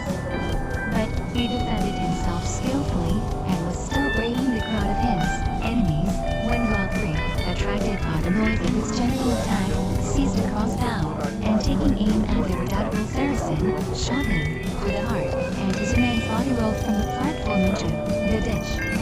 This victory, which appears rather to belong to the heroes of the epopee than to those of history, was celebrated by the acclamations of the Christian army. The Crusaders, who gained several other advantages, redoubled their zeal in their valorous efforts, and the besieged began to offer a less animated resistance. As the Saracens received provisions and reinforcements by the Lucas Venus, it was resolved to cut off this last resource. A large number of boats, furnished by the Greeks, were transported by land and launched into the water in the night time. When day appeared, the lake was covered with barks, each bearing 50 combatants. The flags were displayed and floated over the waters, and the lake and its shores resounded with various war cries and the noise of the trumpets and drums. At this sight the besieged were struck with surprise and terror, and the Christians renewed their attacks with greater success. The soldiers of Raymond had undermined the foundations of one of the principal towers at Nice. This tower sank down in the middle of the night, and its fall was accompanied by so frightful a noise that both the Christians and the Mussulmans were aroused from their sleep, and believed that an earthquake had taken place. On the following day the wife of the Sultan, with 2 infant children, endeavored to escape by the lake, and fell into the hands of the Christians. When the news of this reached the city, it greatly increased the general consternation. After a siege of 7 weeks, the Mussulmans had lost all hopes of defending Nice, and the Christians were expecting every day to be able to take it by assault, when the policy of Alexius intervened to deprive their arms of the honor of a complete conquest. This prince, who has been compared to the bird Wasexius within the tracks of the lion, had advanced as far as Campania. He had sent to the army of the Crusaders a weak detachment of Greek troops, and 2 generals entrusted with his confidence, lest for the purpose of fighting them to negotiate and seize an opportunity to get possession of Nice by stratagem. One of these officers, named Butumidas, having got into the city, created in the inhabitants a dread of the inexorable vengeance of the Latins, and advised them to surrender to the Emperor of Constantinople. His propositions were listened to, and when the Crusaders were preparing to begin a last assault, the standards of Alexius all at once appeared upon the ramparts and towers of Nice. This sight created the most lively surprise in the Christian army. The greater part of the leaders could not restrain their indignation, and the soldiers who were preparing for the assault returned to their tents, trembling with rage. Their fury was increased when they found they were prohibited from entering more than 10 at a time into a city which they had conquered at the price of their blood, and which contained riches which had been promised to them. In vain the Greeks alleged the treaties made with Alexius, and the services they had rendered the Latins during the siege. The murmurs were never silenced for a moment, except by the largesse of the Emperor. The Greeks received the greater part of the chiefs at Campania, where he duly praised their bravery and loaded them with presents. After having taken possession of Nice, he gained a new victory, perhaps not less flattering to his vanity. He at length triumphed over the pride of Tancred, who took the oath of fidelity and obedience to him. Nevertheless, he did not take all the suspicion What? they had They're killing conceived of his perfidy. The liberty to which he restored the wife and children of the Sultan, and the kind manner in which he treated the Turkish prisoners, gave the Latins good reason to believe that he sought to conciliate the enemies of the Christians. Nothing more was necessary to renew former hatreds, and from this period war was almost declared between the Greeks and the Crusaders. A year had passed away since the Crusaders had fled the west. After having reposed some time in the neighborhood of Nice, they prepared to for Syria and Palestine. The provinces of Asia Minor which they were about to cross were still occupied by the Turks, who were animated by fanaticism and despair, and who formed less a nation than an army, always ready to fight and to pass from one place to another. In a country so long ravaged by war, the roads were scarcely to be seen, and all communication between cities was stopped. In the mountains, defiles, torrents, precipices, was constantly great impediments to the march of a numerous army.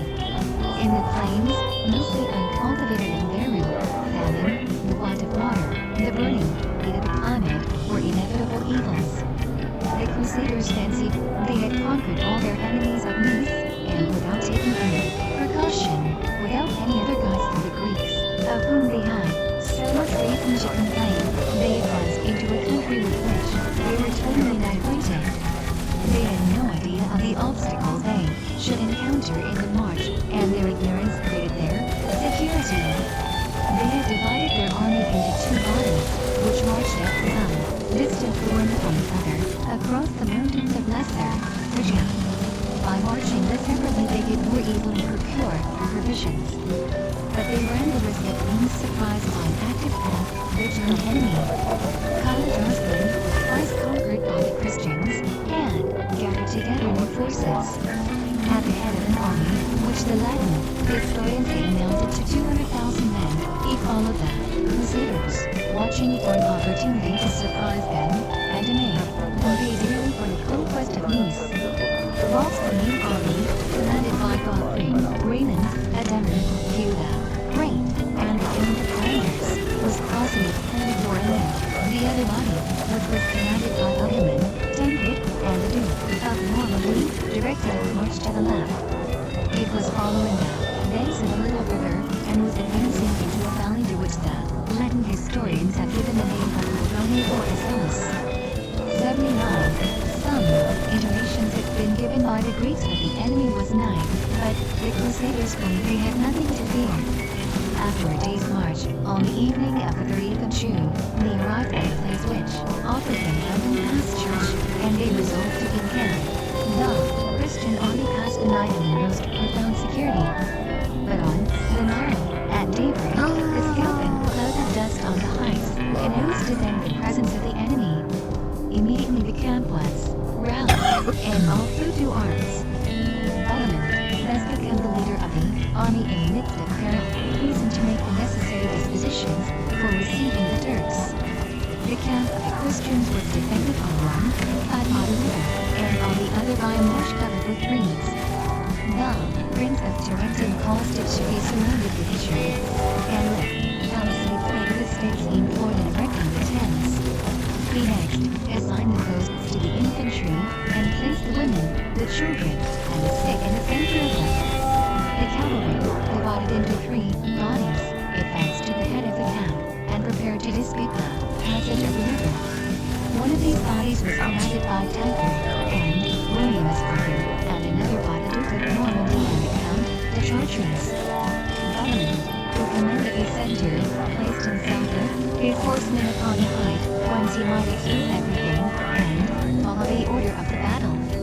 Scarcely had the Prince of Tarentum finished his preparations, when the Saracens, uttering loud cries, descended from the mountains, and, when within bow shot, discharged a shower of arrows upon the Christians.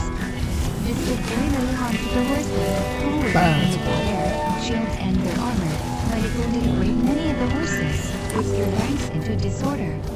The archers, the slingers, the crossbowmen, scattered here and there upon the flanks of the Christian army, were not able to return to the Turks all the arrows that were launched at them. The horsemen becoming impatient to make use of the lance and the sword, the most eager of them imprudently crossed the river and fell upon the Saracens. But the latter avoided the melee. As fast as the Crusaders presented themselves before them, they opened their ranks, dispersed, rallied at some distance, and darted over the fresh cloud of arrows. The speed of their horses seconded them in these evolutions, and secured them from the pursuit of the Crusaders, whom they fought whilst appearing to fly. This manner of fighting was quite in favor of the Turks, and rendered the disposition they Christian army made before the battle entirely useless. Every leader, every horseman, took counsel only of his own courage and abandoned himself to its dictates. The Christians fought in disorder upon ground with which they were quite unacquainted, and the bravest ran the greatest risks. Robert of Paris, the same who had seated himself on the imperial throne by the side of Alexius, was mortally wounded after having seen 40 of his companions fall around him. William, the brother of Tancred, fell pierced with arrows.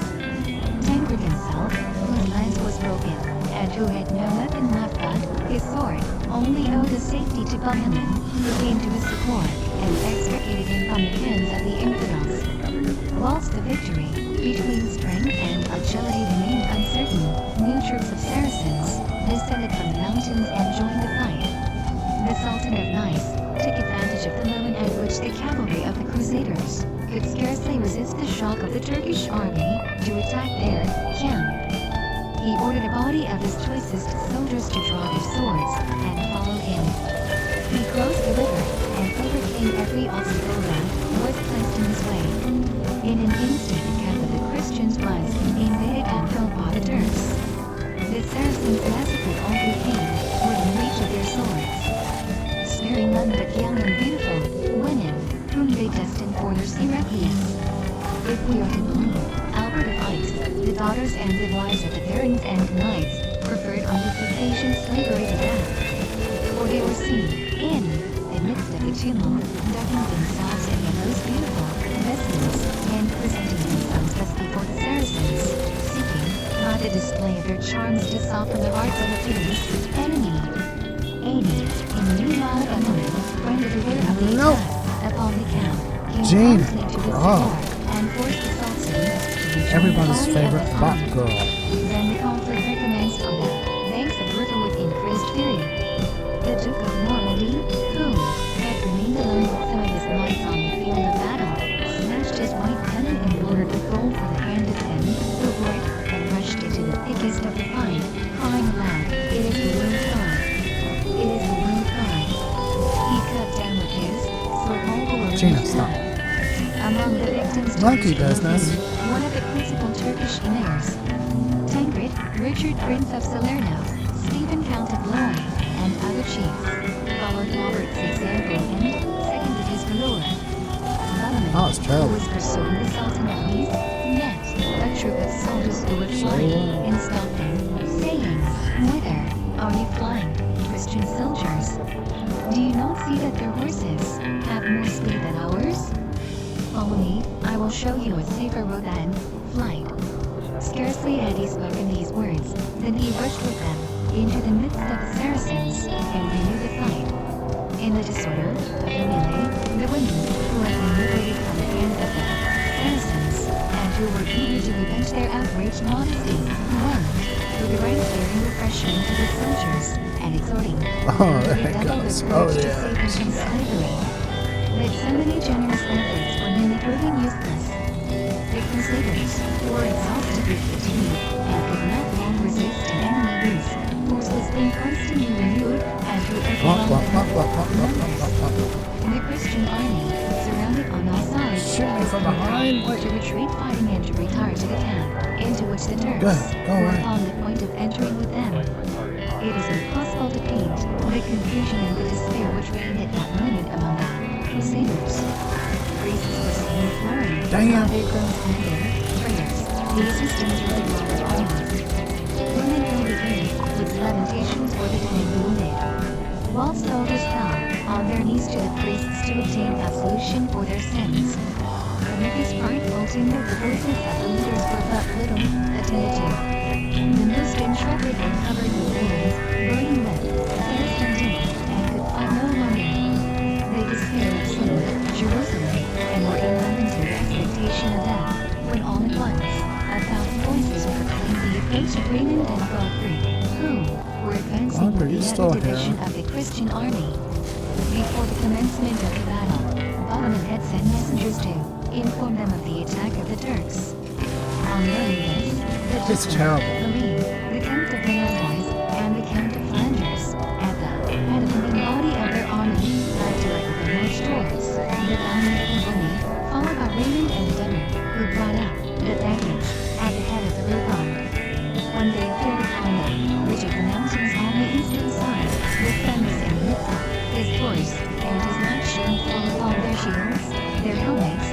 their naked swords. The ensigns were displaying. The noise of their joyful parade resounded afar. And 50,000 horsemen, fully armed and eager for the fight, advanced in good order. This splendid sight revived the hopes of the Crusaders, and caused fear and dread among the infidel ranks.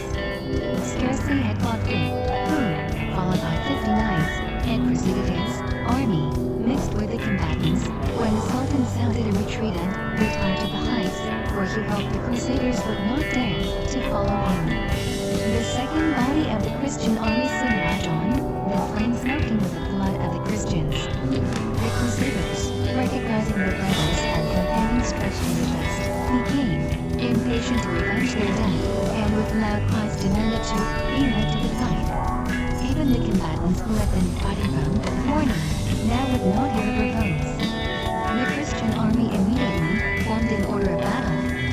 Covenant, Duncan, and Robert of Normandy placed themselves on the left. Godfrey, the Count of Flanders, and the Count of Boulogne led on the right wing. Raymond commanded the center, and the rear guard, or body of reserve, was placed under the orders of Ademar. Before the leaders gave the word, the priests passed among the ranks, exhorting the Crusaders to fight manfully, and giving them their benedictions. The soldiers and the leaders, drawing their swords, and, threatening the enemy, cried with one voice, "It is the will of God! It is the will of God!" And this animating war cry was repeated by the echoes of the mountains and the valleys. At length the Christian army advanced, marching full of confidence against the Turks, who loomed up. Rocks and the hills appeared to be a sure place of refuge. The Saracens remained motionless on the mountains, and had apparently exhausted their arrows. The nature of the ground did not allow them to Killing us. perform their rapid evolutions or pursue their usual tactics. Neither were they animated by the hopes of victory, but in an attitude which expressed fear, they awaited their enemies in silence. The Count of Toulouse, who attacked them in front, broke through their ranks at the first charge. Tancred, Godfrey, Hugh, and the two Roberts attacked them on their flanks with the same advantage. Ademar, who had gone round the mountains, directed his attack upon the rear of the enemies, and completed the disorder. The Saracens found themselves surrounded by forest defenses, and became only solicitous to secure safety by escaping over the rocks and through the woods. A great number of engineers, 3,000 officers, and more than 20,000 soldiers lost their lives in battle and the fight. The camp of the enemy, which was at 2 leagues' distance, fell into the hands of the Crusaders. The conquerors there found abundance of provisions, magnificently ornamented tents, immense treasures, all sorts of beasts of burden, and above all, a great number of camels. The sight of these animals, which were then unknown in the West, caused them as much surprise as joy. They mounted the horses of the Saracens to pursue the remains of the conquered armies. Towards nightfall they returned to their camp loaded with food, preceded by the priests, singing hymns and canticles of thanksgiving. Both leaders and soldiers had covered themselves with glory in this great conflict. We have named the principal leaders of the army. Historians point out many more, such as Baldwin of Beauvais, Salome de Calais, Gaston de Berry, Gerard Lac, Chazy, all of whom signalized themselves by exploits, says William of Tyre, the remembrance of which will never perish. The day after the victory, the Crusaders repaired to the field of battle, for the purpose of burying the dead. They had lost 4,000 of their companions, and they paid them the last duties in tears. The clergy offered up their prayers for them, and the army honored them as martyrs. They soon, however, passed from funeral ceremonies to transports of the wildest joy. On stripping the Saracens, they quarreled for their blood-stained habits. In the excess of their delight, some of the soldiers would put on the armor of their enemies, and clothing themselves in flowing robes of Mussulmans, would seat themselves in the tent of the conquered, and, with imitative gestures, ridicule the luxury and customs of Asia, such as were without arms the possession of the swords and crooked sabers of the Saracens, and the archers filled their quivers with the arrows which had been shot at them during the fight.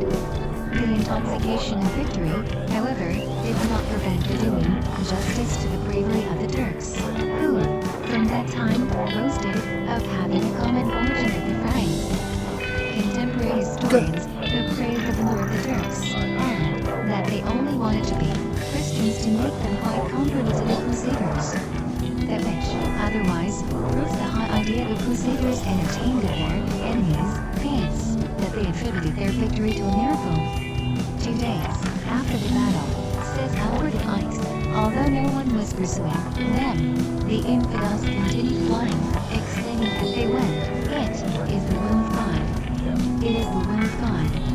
After the victory, the Christian army invoked the names of St. George and St. Demetrius, who had been seen, as they said, fighting in the ranks of the Christians. This pious fable was accredited among both the Latins and Greeks.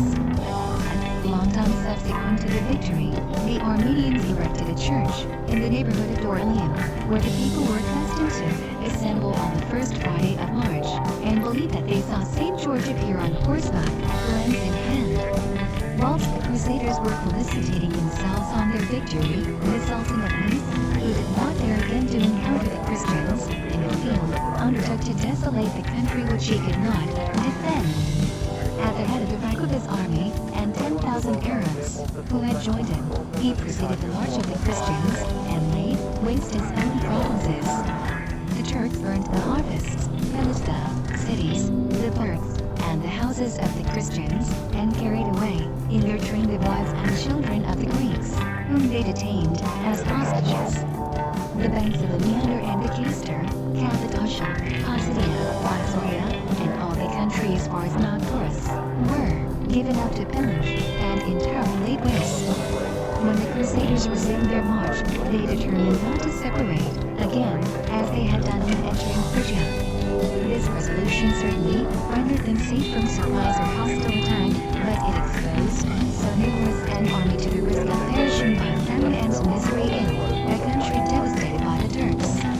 81. The Christians, who marched without forethought and were never provisioned for more than a few days, were not long before they felt the want of food. They found nothing other root exotic fields, and soon had no other subsistence but the roots of all plants and the ears of corn which had escaped the ravages of the Saracens. By far the greater number of the horses of the army perished for want of water and forage.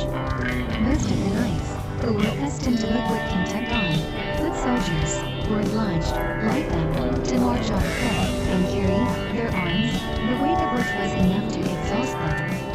The Christian army presented a strange spectacle. Knights were seen mounted on asses and oxen, advancing at the head of their companies. Rams, goats, pigs, dogs, every animal they could meet with was loaded with baggage, which, for the most part, was left abandoned on the roads. 82.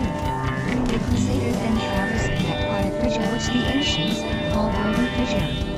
When their army arrived in the country of Soria, 83, they endured all the horrors of thirst, of which the most robust soldiers could not resist the terrible power. We read in William of Tyre that 500 perished in one day. Historians say that women were seen giving premature birth to their offspring in the midst of burning and open fields. Whilst others, in despair, with children, they could no longer nourish, implored death with loud cries, and, in the excess of their agony, rolled naked on the earth in sight of the whole army. 84. The authors of the time do not forget to mention the founding of the birds of prey which the knights had brought with them into Asia, and which almost all perished under the burning sun. In vain the Crusaders called for a repetition of the miracles which God had formerly wrought in his chosen people in the desert. The sterile valleys of Pisidia resounded during several days with their prayers, with their complaints, and perhaps, likewise, with their blasphemies. In the midst of these burning countries they at length made a discovery, which saved the army, but which was very near becoming as fatal to them as the horrors of thirst. The dogs which had followed the Crusaders had abandoned their masters, and wandered over the plains and into the mountains in search of a spring. 85. One day several of them were seen returning to the camp, with their paws and their hides covered with moist sand, and it was judged that they had found water. Several soldiers observed there, shrank, and discovered the river. The whole army rushed towards it in mass. The Crusaders, famishing with heat and thirst, cast themselves headlong into the water and quenched the inward heat without moderation or precaution. More than 300 of them died almost immediately, and many fell seriously ill and could not continue their march. At length the Christian army arrived before Antiochetta, which opened its gates to them. The city, the capital of Pisidia, was situated in the midst of a territory interspersed with fields, rivers, and forests. The sight of the smiling and fertile country invited the Christians to repose for a few days, and made them soon forget all the evils they had undergone. As the fame of their victories and good march had spread throughout the neighboring countries, the greater part of the cities of Asia Minor, some from fear, and others from affection to the Christians, sent deputies to offer them supplies and to swear obedience to them. Thus they found themselves masters of several countries of whose names or geographical position they were perfectly ignorant. Most of the Crusaders were far from being aware that the provinces they had just subdued had seen the phalanx of Alexander in the armies of Rome, or that the Greeks, the inhabitants of these countries, were descended from the Gauls, who, in the time of the second Greece, had left Illyria and the shores of the Danube, had crossed the Bosphorus in 86, pillaged the city of Heraclea, and founded a colony on the banks of the Indus. Without troubling themselves with traces of antiquity, the new conquerors ordered the Christian churches to be rebuilt, and scoured the country to collect provisions. During their abode at Antiochetta, the joy of their conquests was, for a moment, disturbed by the fear of losing two of their most renowned chiefs. Raymond, Count of Toulouse, fell dangerous in Europe. As his life was despaired of, they had already laid him upon ashes, and the Bishop of Orange was repeating the litanies of the dead, when a Saxon count came to announce that Raymond would not die of this disease, and that the prayers of Saint Gilles had obtained for him a truce with death. These words, says William of Tyre, restored hope to all the bystanders, and soon Raymond showed himself to the whole army, which celebrated his cure as a miracle. About the same time, Godfrey, who had one day wandered into a forest, was in great danger from defending a soldier who was attacked by a bear. He conquered the bear, but being wounded in the thigh, and the blood flowed copiously, he was carried in a very dying state into the camp of the Crusaders. The loss of a battle could have spread less consternation than the sad spectacle which now presented itself to the eyes of the Christians. All the Crusaders shed tears, and wept prayers for the life of Godfrey. The wound did not grow dangerous, but weakened by the loss of blood, the Duke of Bouillon was a pint of tongue before he regained strength. The Count of Toulouse had likewise a long convalescence, and both were obliged during several weeks to be borne in a litter in the rear of the army. Greater evils threatened the Crusaders. Hitherto peace had reigned among them, and the union constituted their strength. All at once, discord broke out among some of the leaders, and was on the point of extending to the whole army. Tancred and Baldwin, the brother of Godfrey, were sent out on a scouring party either to disperse the scattered bands of Turks, or to protect the Christians, and obtain from them assistance and provisions. They advanced first into Lycaonia as far as the city of Iconium. 87, but having met with no enemy, and finding the country abandoned, they directed their march towards the seacoast, with the mountains of Cilicia. Tancred, who marched first, arrived without obstacle under the walls of Tarsus, a celebrated city of antiquity, which takes great pride from having been the birthplace of St. Paul. The Turks who defended the place consented to display the flag of the Christians on their walls, and promised to surrender if they were not speedily eliminated. Tancred, whom the inhabitants, for the most part Christians, already considered a good deliverer, was encamping without the walls, when he saw the detachment landed by Baldwin approach. The leaders and the soldiers congratulated each other on the reunion, and expressed the greater joy from having reciprocally taken each other for enemies. But the This harmony was soon troubled by the pretensions of Baldwin. The brother of Godfrey was indignant at seeing the colors of Tancred and Bohemond flying on the walls of Tarsus. He declared that as his troop was the more numerous, the city ought to belong to him. He demanded, at least, that the two parties should enter together into the place, and should share the spoils of the garrison and the inhabitants. Tancred rejected this proposition with scorn, and said that he had not taken arms for the purpose of pillaging Christian cities. At these words Baldwin broke into rage, and bestowed the grossest disgrace upon Tancred, Bohemond, and the whole race of Roman adventurers. After long debates, it was agreed on both sides that the affair should be decided by the inhabitants, and that the city should belong to whichever they should choose for master. The assembled people at first appeared inclined towards Tancred, to whom they thought they owed their deliverance. But Baldwin made the Turks and the inhabitants sensible of the superiority of his numbers, and threatened them with his anger and his vengeance.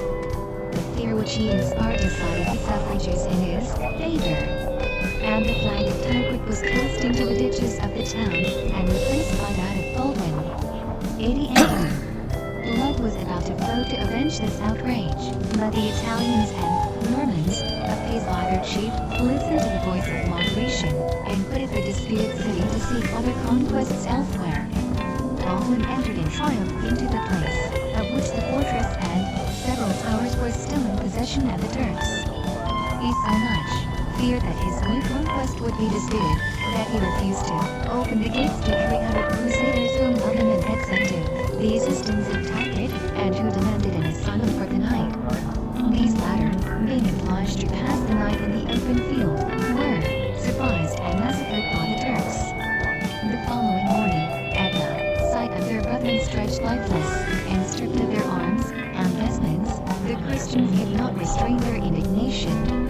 The city of Tarsus resounded with their groans and complaints. The soldiers of Baldwin flew to arms, they threatened the Turks who still remained in the place, and vowed vengeance upon their own leader, whom they accused of the death of their companions. At the first outbreak of this danger, Baldwin was obliged to fly, and take refuge in one of the towers. A short time after he appeared surrounded by his own people, mourning within the death of the Crusaders, and excused himself by saying that he had bound himself by an oath that none but his own soldiers should enter the town. Thus speaking, he pointed to several towers which were still occupied by the Turks. In the midst of the tumult, some Christian women, whose noses and ears the Turks had cut off, by their presence added to the fury of the soldiers of Baldwin, and they immediately fell upon the Turks who remained in the city, and massacred them all without pity. In the midst of these scenes of violence, Baldwin received an unexpected reinforcement. A fleet was seen approaching the coast full sail. The soldiers of Baldwin, who expected to have to deal with more infidels, hastened fully armed to the shore. As the fleet drew near, they interrogated the crew of the first ship. The crew replied in the Frank language. Soon they learned that these, whom they had taken to be Muslims, were pirates from the ports of Flanders and Holland. These corsairs had for 10 years cruised in the Mediterranean, where they had made themselves remarkable by their exploits, and still more frequently by their piracies. Upon hearing of the expedition of the Christians of the West, they had made sail for Syria and Palestine. On the invitation of the Crusaders, they joyfully entered the port of Tarsus. There, the chief, Garnet, who was a Dominee, recognized Baldwin, the son of his ancient master, and promised with his companions to serve under him. They all took the cross, and with the oath to share the glory and the labors of the holy war. Aided by this new reinforcement, and leaving a strong garrison in the city of Tarsus, Baldwin resumed his march, following the route of Tancred, and soon came in sight of Malvestra, 89, of which the Italians had just taken possession. The latter, on seeing Baldwin, were persuaded that he was come to dispute their new conquest, and prepared to repulse force by force. When Tancred endeavored to appease his irritated soldiers, murmurs arose against him. They accused him of of having forgotten the honor of chivalry, as moderation will win, their eyes nothing but a shameful weakness. The effect of such reproaches must have had upon the spirit of that of Tancred, moving, easily and motive. The moment they suspected his courage, he no longer made an effort to restrain his anger, and swore to avenge his wrongs in the blood of his rival. He himself led the soldiers, and rushed down the town at their head to encounter the troops of Baldwin. They at once came to blows. On both sides courage was equal, but the fury of revenge doubled the efforts of the Italians. The soldiers of Baldwin had the advantage in numbers.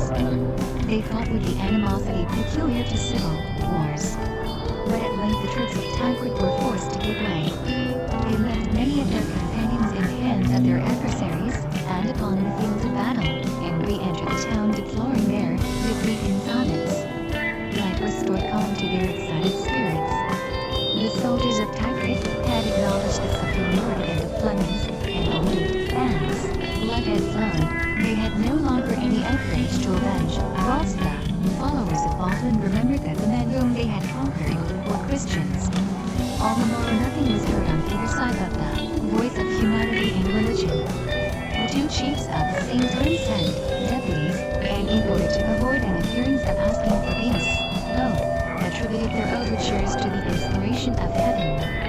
They swore to forget their quarrels, and embraced the side of the soldiers, who reproached themselves with the sad effects of their animosity, and longed to expiate the blood of their brothers by new exploits against the Turks.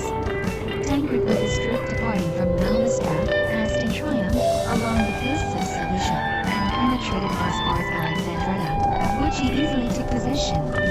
In proportion as he made himself dreaded by his enemies, he made himself the more beloved by his companions.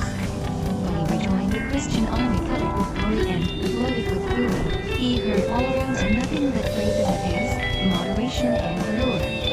The presence of Baldwin, who had preceded him, on the contrary, only excited rumors, as they attributed to him the death of so many Christian soldiers. Godfrey loudly blamed the ambition and avarice of his brother. But caring little for these reproaches, Baldwin yielded to his rival, without name, the suffrages of the army, and preferred a principality to the love and esteem of the Crusaders. And fortune soon offered him an opportunity of realizing his ambitious projects. During the siege of Nice, an Armenian prince named Pancratius had come to join the Christian army. In Sulpian, king of northern Iberia, driven from his kingdom by his own subjects, and for a length of time a prisoner in Constantinople, he had followed the Crusaders in the hope of reconquering his faith. He had particularly attached himself to the fortunes of Baldwin, whose aspiring character he understood, and whom he hoped to associate in his designs. He spoke to him continually of the rich provinces which extended along the two shores of the Euphrates. These provinces, he said, were inhabited by a great number of Christians, and the Crusaders had pledged to present themselves there to make themselves masters of them. These discourses inflamed the ambition of Baldwin, who resolved a second time to quit the main army of the Christians, and to go to the banks of the Euphrates, to conquer a country of such boasted love. He had just lost his wife, Grinchel, who had accompanied him to the crusade, and who was buried with great pomp by the Christians. This loss did not stop him in the execution of his projects. As he was not beloved in the Christian army, when he was ready to set out, no leader was willing to join him, and several even of his own soldiers refused to accompany him. He could only take with him from 1,000 to 1,500 foot soldiers, a troop despised in the army, and 200 horsemen, seduced by the hopes of pillage. But nothing could abate his ardor, and as the chiefs of the crusade had decided in a council that nobody should be allowed to withdraw from the standard of the army, he set out the day before his decision was published in the camp of the Christians. 90. At the head of his little army he advanced into Armenia, finding no enemy able to impede his march. Consternation reigned among the Turks, and the Christians, everywhere eager to throw off the yoke of the Muslims, became powerful auxiliaries to the Crusaders. Trevessel and Ravenna were the first cities that opened their gates to the fortunate conqueror. Baldwin and Pancratius, who both entertained the same projects of ambition. But this difference did not at all delay the march of the brother of Godfrey. The Crusader prince opposed violence to cunning. He threatened to treat his rival as an enemy, and thus drove him away from the theater of his victories. Baldwin wanted neither God nor assistance in a country of which the inhabitants all flocked out to meet him. As he pursued his march, fame carried his exploits into the most distant places. The intelligence of his conquests preceded him beyond the Euphrates, and reached even the city of Edessa. The city, so celebrated in the times of the primitive church, was the metropolis of Mesopotamia. As it had escaped the invasion of the Turks, all the Christians of the neighborhood had, with their riches, taken refuge within its walls. A Greek prince, named Theodore, 91, defeated by the Emperor of Constantinople, was the governor of it, and maintained his power by paying tribute to the Saracens. The approach and victories of the Crusaders produced the most lively sensations in the city of Edessa. The people and the governor joined in soliciting the aid of Baldwin. The bishop and 12 of the principal inhabitants were deputed to meet the Crusader prince. They described to him the wealth of Mesopotamia, the devotion of their fellow citizens to the cause of Jesus Christ, and conjured him to rescue a Christian city from the domination of the infidels. Baldwin readily yielded to their prayers, and immediately prepared to cross the Euphrates.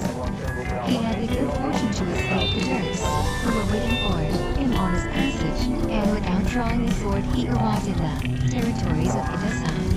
As he had placed garrisons in the cities which had fallen into his power, he had no greater force within than 100 horsemen.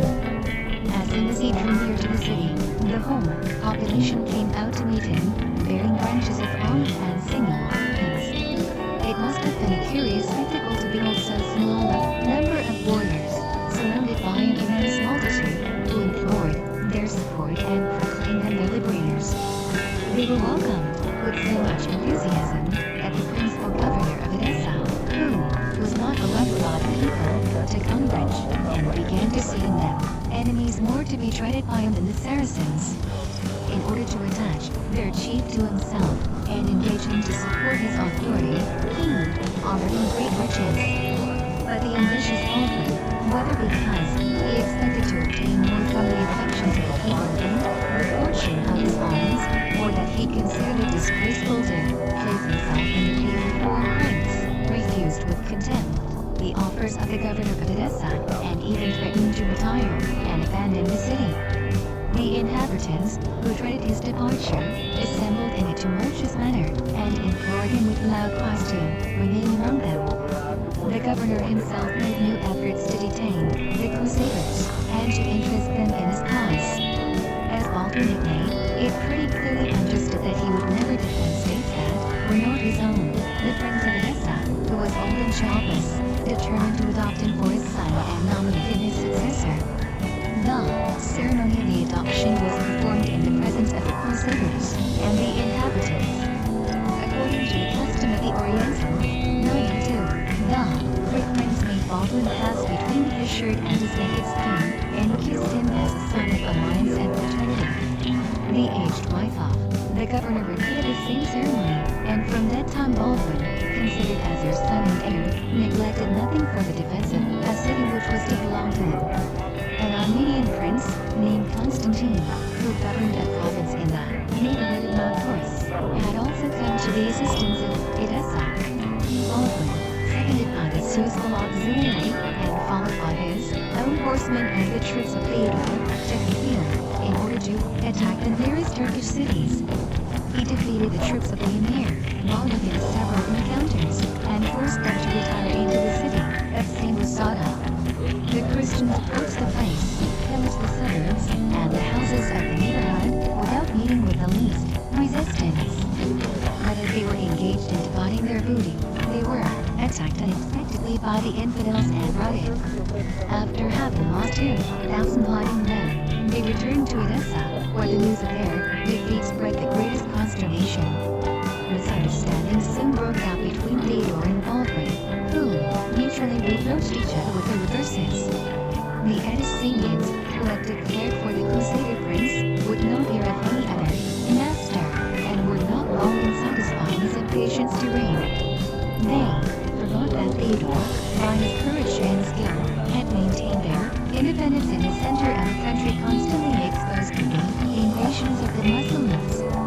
They accused him of having burdened his subjects with imposts to satisfy the avidity of the Turks, and with having employed the power of infidels to oppress the Christian people. They formed, says Matthew Edessa, a plot against his life, of which Baldwin was not ignorant. Warned that the danger would threaten him, Theodore retired into the citadel, which commanded the city, and placed no reliance on anything but force to defend himself against the seditious. Upon this a most furious tumult was created among the people. The enraged multitude flew to arms, and pillaged the houses of the inhabitants who were suspected of being partisans of Theodore. They swore to treat him as a declared enemy. They attacked the citadel, some beating the gates, and others scaling the walls. Theodore, seeing that his enemies were masters of one part of the ramparts, no longer endeavored to defend himself, but proposed to capitulate. He agreed to abandon the place, and to renounce the government of Edessa, requesting permission to retire with his family to the city of Melitene. This proposition was accepted with joy. The peace was signed, and the inhabitants of Edessa swore upon the cross and the evangelists to respect the conditions of it. On the following day, whilst the governor was preparing for his departure, a fresh sedition broke out in the city. The factious repented of having allowed a prince whom they had so wholly outraged to live. New accusations were brought against him. It was said that he had only signed the peace with perfidious intentions. The fury of the people soon rose above all bounds, and 1,000 voices demanded the death of Theodore. They penetrated tumultuously into the citadel, seized the aged governor in the midst of his family, and precipitated him from the heights of the ramparts.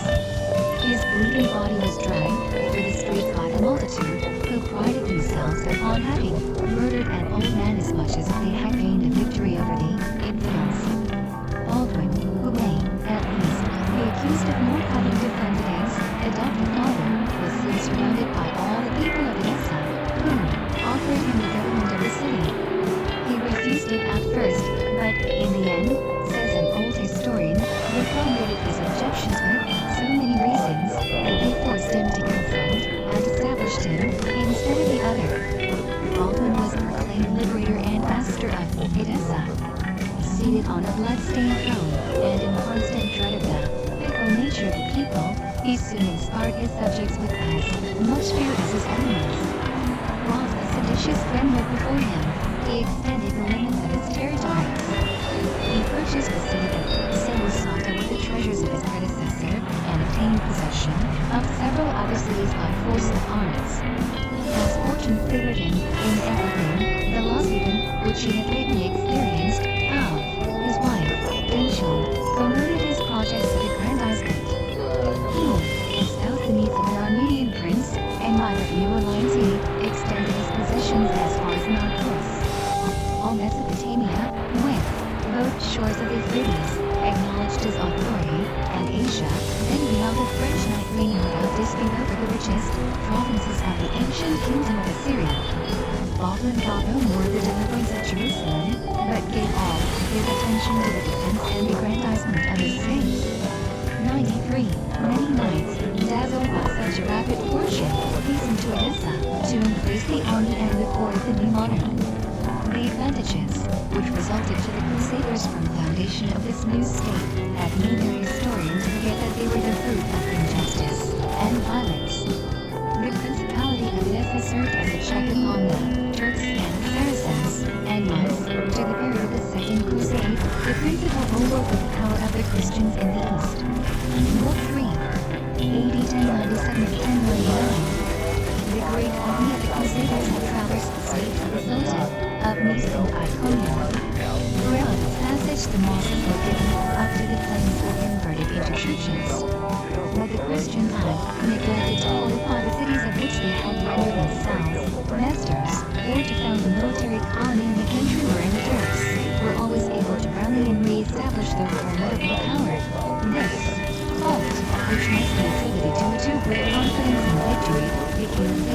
Crusaders, who, in the midst of their triumphs, lost the means of communication with Europe, and thus deprived themselves of the assistance they might have received from Greece and the West. Terror opened to the pilgrims all the passages of Mount Taurus. Throughout their triumphant march, the Christians had nothing to dread but famine, the heat of the climate, and the badness of the roads. They had, particularly, much to suffer in crossing a mountain situated between Kausim and Marash, which the historians denominate the Mountain of the Devil. This mountain was very steep, and offered only one narrow path in which the foot soldiers marched with difficulty. The horses, which could not keep their footing, dragged each other down the abysses, and the army lost a great part of its baggage. In the course of this disastrous march, says an historian who was an eyewitness, the soldiers gave themselves up to despair and refused to proceed. Being encumbered with their arms, they either sold them at a low price or cast them down the precipices. On all sides were to be seen warriors wounded by their frequent falls, and pilgrims exhausted with fatigue, who could not continue the route, and fill the air and mountains with their cries and groans. The passage of the Christian army across this mountain occupied several days. But when they had linked past the chains of Mount Taurus and Mount Amanus, the sight of Syria revived their courage, and made them quickly forget all their fatigues.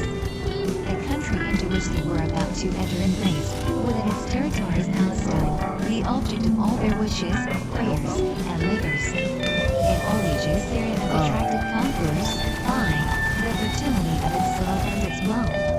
In the time of David and Solomon, it already boasted several flourishing cities. At the period of the Crusades, it had undergone a great many revolutions, but its fields, though covered with celebrated ruins, still preserved some portion of their fecundity. The first of the Syrian provinces that presented itself to the eyes of the Christians was the territory of Antioch. Towards the east, extended the states of the sultans of Aleppo and Mosul. Further, at the foot of Mount Libanus, was seen the principality of Damascus. On the coast of Laodicea, Tripoli, and the cities of Sidon and Tyre, so celebrated in both sacred and profane antiquity. All these cities, which scarcely maintained a shadow of their former splendor, were governed by peers who had shaken off the yoke of the sultans of Persia, and reigned as sovereign princes over the ruins of the empire of Malik Shah. The Crusaders advanced as far as the ancient Chalcis, then called Ardisha, of which they made themselves masters. To provide the poor, Antioch they had to pass over a bridge built over the Orontes, and defended by 2 towers masked with iron. Nothing could resist the them, commanded by the Duke of Normandy. The Normans soon got possession of the bridge, and passed the river. Terror seized upon the Muslim ranks, and they sought shelter, with the greatest haste, within the walls of the city. The whole Christian army, drawn up in battle array, with trumpets sounding and flags flying, marched towards Antioch and encamped within a mile of its walls. The sight of the city, so celebrated in the annals of Christianity, revived the enthusiasm of the Crusaders. It was within the walls of Antioch that the disciples of Jesus Christ first assumed the title of Christians, and the Apostle Peter was named the first pastor of the young church. No city had contained within its bosom a greater number of martyrs, saints, and doctors. No city had beheld more miracles, worked for the faith. During many centuries, the people had been accustomed to come into one of its suburbs to pray at the tomb of Saint Theophilas, who, during the reign of Julian, had silenced the oracles of Apollo. For a long time, Antioch was considered in Christendom as the eldest daughter of Sharon. It bore the name of Theophilus, the city of God, and pilgrims visited it with no less respect than Jerusalem. Antioch was as much celebrated in the annals of Rome as in those of the Church. The magnificence of its edifices and the residence of several emperors had obtained it the name of the Queen of the East. Its situation, amidst a smiling and fertile country, attracted strangers to it at all times. At Tunis eastward was a lake of Anian, fish, which communicated with the Orontes. Whilst on the south were the suburbs and the fountain of Daphne, so renowned in paganism. Not far from this arose mountain of Orontes, covered with gardens and country houses. On the north was another mountain, sometimes called the Black Mountain, on account of its forests, and sometimes the Water Mountain, on account of its numerous springs. The river Orontes 94 flooded the foot of the ramparts of Antioch towards the west, and fell into the sea at a distance of 3 or 4 miles from the city. Within the walls were 4 hills separated by a torrent, which cast itself into the river. Upon the western hill was built a very strong citadel, which dominated over the city. The ramparts of Antioch, whose solidity equaled that of a rock, were 3 leagues in extent. This place, says an old author, was an object of terror to those who looked upon it, for the number of its strong and vast towers, which amounted to 360. Wide ditches, the river Orontes, and marshes still further protected the inhabitants of Antioch, and cut off an approach to the city. In spite of all these fortifications of nature and art, 95, Antioch had been several times taken. It fell at once into the power of the Saracens in the first age of the Hegira. It was afterwards retaken by the Greeks under Nicephorus Phocas, and 14 years before, the Turks had rendered themselves masters of it. At the approach of the Christians, the greater part of the Saracens of the neighboring cities and provinces had sought security in Antioch for themselves, their wives, and treasures. Vagetian, 96, or Axon, grandson of Malik-Shah, who had obtained the sovereignty of the city, had shut himself up in it with 7,000 horse and 20,000 foot soldiers. The siege of Antioch presented many difficulties and dangers. The chiefs of the Crusaders deliberated upon the propriety of undertaking it, and the first who spoke in the council thought that it would be imprudent to commence a siege at the beginning of winter. They did not dread the arms of the Saracens, but the rains, the tempests, and the horrors of famine. They advised the Crusaders to await in the provinces and neighboring cities the arrival of the aid promised by Alexius, and the return of spring, by which time the army would have repaired its losses and received beneath its standards fresh reinforcements from the west. This council was listened to with much impatience by the greater part of the leaders, among whom were conspicuous the legate, Ademar, and the Duke of Lorraine. Ought we not, at once, said they, to take advantage of the terror spread among the enemy? Is it right to leave them time to rally and recover from their alarm? Is it not well known that they have implored the succor of the Caliph of Baghdad and the Sultan of Persia? Every moment of delay may strengthen the armies of the Muslims and rob the Christians of the fruits of their victories. You talk of the arrival of the Greeks. But do we stand in need of the Greeks to attack enemies already many times conquered? Was it necessary to await the new Crusaders from the west who would come to share the glories and the conquests of the Christian army without having shared its dangers and its labors? As to the rigors of winter, which they appear so much to dread, it was an insult to the soldiers of Jesus Christ to think them incapable of enduring the cold and rain. It was, in some sort, to compare them to those birds of passage which fly away and hide themselves in secret places when they see the bad season approach. 97. It was, besides, impossible to think that a siege could be protracted to any length with an army full of ardor and courage. The Crusaders had only to remember the siege of Nice, the battle of Lorraine, and 1,000 other exploits. Why should they be restrained by the fear of want and famine? Had they not hitherto found in Rome the resources of Lord? They must know that victory had always supplied the wants of the Crusaders, and that abundance awaited them in that city of Antioch, which would not be long in opening its gates to them. This discourse won over the most ardent and the most brave, such as entertained the contrary opinion dreaded to be accused of timidity, and remained silent. The council decided that the siege of Antioch should at once be commenced, and on that very day the whole Christian army advanced under the walls of the city. Element and Tabric took their posts on the east, opposite the gate of St. Paul. To the right of the Italians were the Normans, the Bretons, the Flemings, and the French, commanded by the 2 Roberts. The Count of Vermandois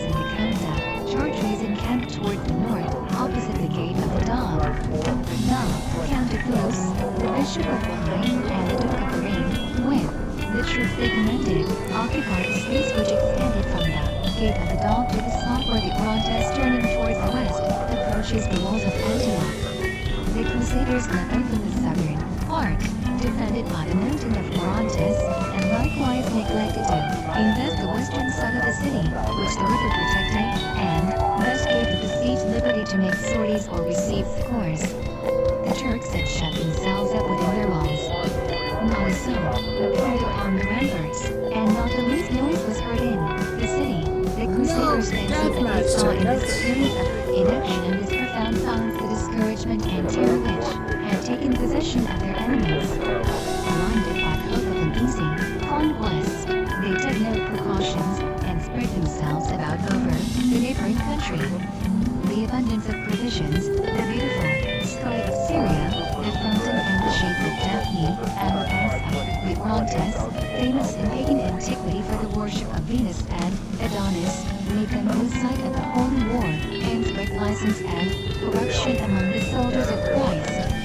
Whilst they thus neglected, among scenes of intemperance and debauchery, the laws of discipline and the precepts of the scriptures, they were attacked by the garrison of Antioch, which surprised them, some scarcely guarding the camp, and the rest scattered about in the neighboring country. All roamed the hopes of pillage or the attractions of pleasure had drawn into the villages and orchards bordering upon the Orontes, met with either slavery or death. Young Pharaoh, Archdeacon of Nes, and son of Conrad, Count of Langhor, paid with his life for the enjoyment of amusements which accorded but very little witty austerity of his profession. He was surprised by the Turks 98, at the moment when, stretched upon the grass, he was playing at dice with a Syrian courtesan. His head was struck off with one blow of a saber. The courtesan was not killed till she had satisfied the brutal passion of their conqueror. Their heads, with those of a great number of Christians, were cast into the camp of the Crusaders, who now deplored their disorders and swore to take revenge for their defeat. The desire to repair one fault made them commit another. They resolved upon scaling the walls of Antioch, without having either ladders or machines of war. The signal was given for a general assault. Vengeance and fanaticism animated both soldiers and leaders. But their efforts could neither shake the walls of the city, nor disturb the security of the besieged. Their attacks, though being several times and at several points, were always unsuccessful. Experience, for whose reasons, they always paid so little, at length taught them that if they wished to make themselves masters of the place, no other means was left them but to invest it completely and prevent the arrival of any succor from without. They established a bridge of boats upon the Orontes and passed some troops over towards the western side of the city. All the means in their power were employed to stop the sorties of the enemy. Sometimes they erected wooden fortresses near the ramparts, whilst at others they prepared ballistas, which launched large stones upon the besieged. The Crusaders, in order to clear the Gate of the Dog upon the Turks, were obliged to keep up against the enormous beams and fragments of rock. At the same time they entrenched their camp and redoubled their efforts to secure themselves against surprise on the part of the Saracens. The Christian army was now solely occupied with blocking the city. Although this determination was dictated by imperious necessity, the slowness of the siege did not at all agree with the impatience of the warriors of the West. On their arrival before Antioch, the Christian soldiers anticipated in a few days the provisions of several months. They had only thought of fighting the enemy in the field of battle, and, ever full of confidence and victory, they had neither sought to protect themselves against the rigors of winter, nor to prevent the approaches of the famine with which they were threatened. The want of provisions was not long before it was felt. As soon as winter had set in, they found themselves a prey to every species of calamity. Plans of rain fell daily, and the plains, unloaded on, which had rendered the soldiers of Christ effeminate, were almost all buried beneath the waters. The Christian camp, particularly the valley, was submerged several times. Tempests and inundations carried away pavilions and tents. Moisture relaxed bones and rust, not into both lances and swords.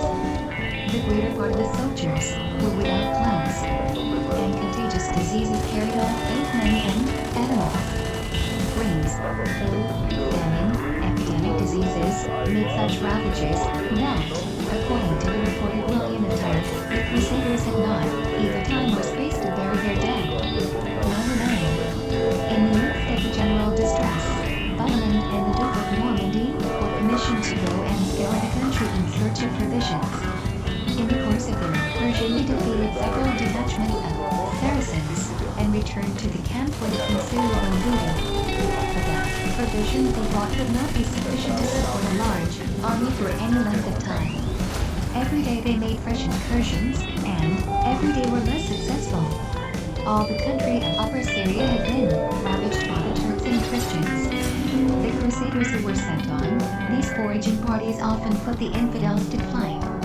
But victory, which was almost always their only resource in moments of want, could not bring back abundance to their camp. To fill up the measure of their miseries, all communication was stopped with Constantinople. The fleets of the Pisans and Genoese no longer coasted the countries occupied by the Crusaders. The port of Saint Simeon, situated at 3 leagues from Antioch, saw no vessel now arrive from either Greece or the west. The Flemish pirates, who had taken up the cross at Tarsus after possessing themselves of Laodicea, had been surprised by the Greeks and were detained prisoners during several weeks. The darkest future lay before the Christians. They no longer talked of anything but of the losses they had sustained and of the evils with which they were threatened. Each day the most afflicting intelligence was spread to the army. It was said that the son of Sweno, king of Denmark, who had assailed the cross and was leading 1,500 horsemen to the Holy War, had been surprised by the Turks whilst advancing rapidly across the defiles of Cappadocia. Attacked by an enemy superior in numbers, he had defended himself during the whole day without being able to repulse the infidels with all the efforts of his courage or the battle axes of his warriors. Felice, daughter of Theodine, Duke of Burgundy, who accompanied the Danish hero and to whom he was to be married after the taking of Jerusalem, had gallantly fought by sides, pierced by 7 arrows, but still fighting. She sought with Sweno to open a passage towards the mountains when they were overwhelmed by their enemies. They fell together on the field of battle, after having seen all their knights and their most faithful servants perish around them. Such were the news that came to the camp of the Christians, says William of Tyre, and so full were they of sadness and grief, that more than ever were their hearts depressed with the increase of the calamities. 100. Each succeeding day famine and disease made greater ravages. Thus, provisions 100 brought to the camp by a few seals were at so high a price that the soldiers could not obtain any. The multitude fell the camp with lamentations, and there was not a crusader who had not to wait for the death of several of his companions. Desertion was soon added to the other scourges. The greater part of the crusaders had lost all hope of taking Antioch or of ever reaching the Holy Land. Some sought refuge from misery in Mesopotamia, now governed by Baldwin, whilst others repaired to the cities of Cilicia which had fallen into the hands of the Christians. The Duke of Normandy withdrew to Laodicea and did not return until he had received 3 summonses from the army in the name of the legionary of Jesus Christ. Thaddeus, the general of Alexius, quitted the camp of the Crusaders with the troops he commanded, promising to return with reinforcements and provisions. His departure caused little regret, and his promises, in which they had no confidence, did not at all alleviate the despair of the sufferers. This despair was carried to its height among the defenders of the cross when they saw those who ought to have set them an example of patience and courage desert them.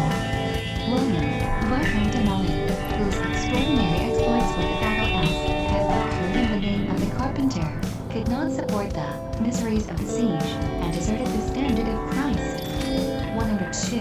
The preacher of the crusade, Peter the Hermit, whom the Christians, doubtless, blamed for all the miseries of the siege, was unable to bear their complaints or share their misfortunes.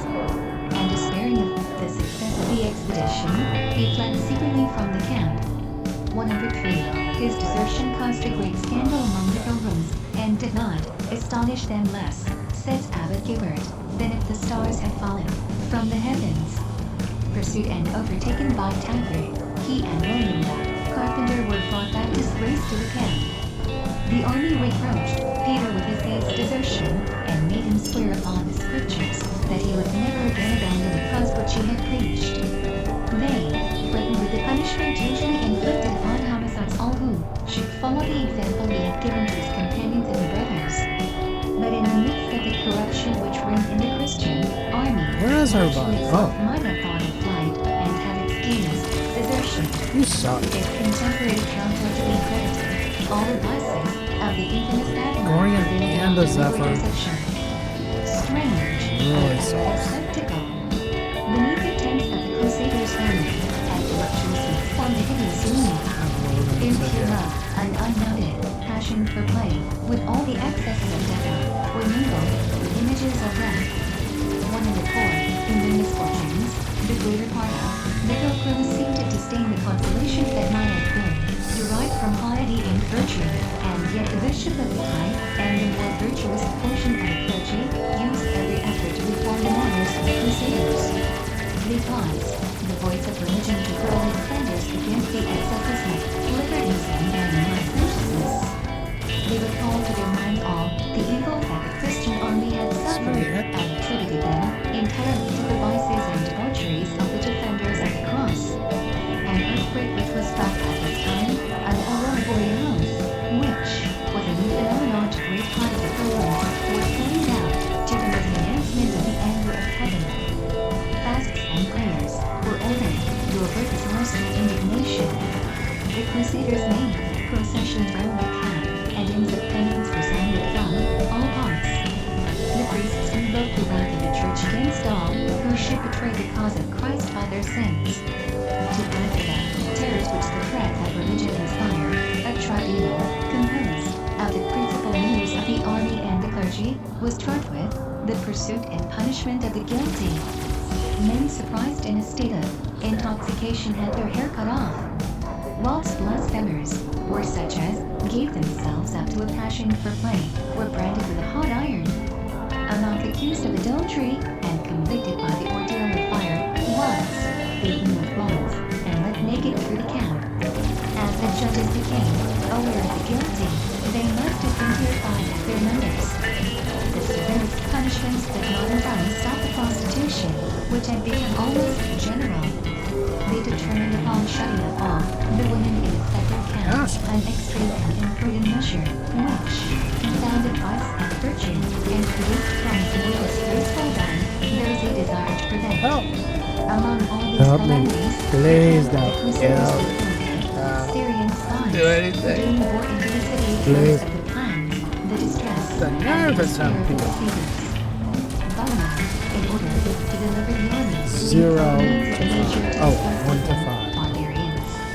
My pen refuses to trace such pictures, and I leave William, of Tyre, or rather his old translator, to speak.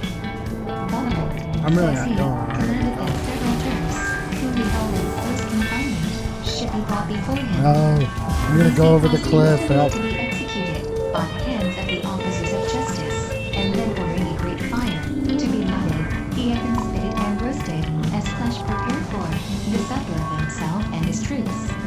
At the same time commanded Those guys are dead? that if anyone made inquiries about what was going on, that they should be answered in this fashion. The princes and rulers of the camp have this day decreed in council that all Turks or spies that shall henceforward be found in their camp shall be, in this manner, forced to make meat with their own bodies, as well for the princes as the whole army. The sons of Zahimim executed exactly the orders and instructions which he had given them. The strangers who were in the town soon brought the orders of the Prince of Tarentum, and when they saw what was going on, as an ancient author, were marvelously terrified, fearing to share the fate of the victims. They made haste to quit the camp of the Christians, and everywhere on their road spread an account of that which they had seen. Their story flew from mouth to mouth, even to the most distant countries. The inhabitants of Antioch and all the Muslims of the Syrian cities were seized with terror and no more ventured to approach the camp of the Crusaders. By these means, says the historian we have above quoted, it ensued from the cunning and conduct of the Sayyidina Bohemond that the pest of spies was banished from the camp, and the enterprises of the Christians were not divulged to the enemy. The Bishop of Pi, at the same time, employed a stratagem much more innocent and conformable with the spirit of his ministry and his profession.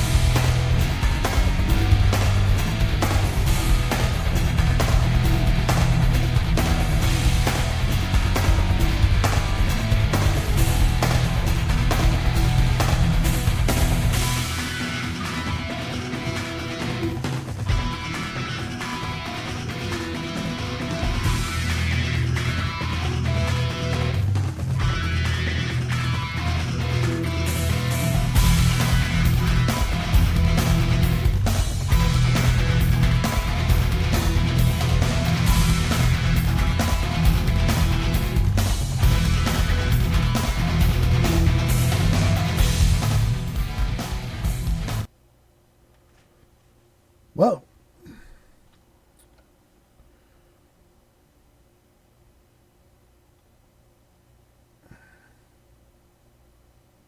Oh, I'm glad that, yeah. And that was supposed to show up more on my, but when I put this Discord thing in here, I didn't move the chat box up above it, which is, it should be up above it.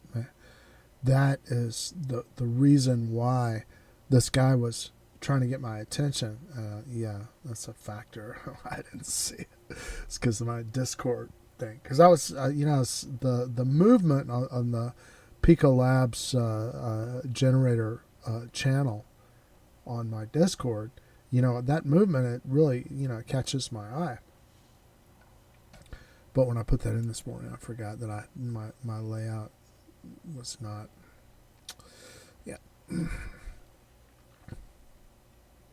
It was changing, and there was a dynamic that had not been reached its synthesis through the dialectical processes. If you know what I mean, can you see where I've been? Don't you? Don't you wish you never met her? Don't you wish that you never met her?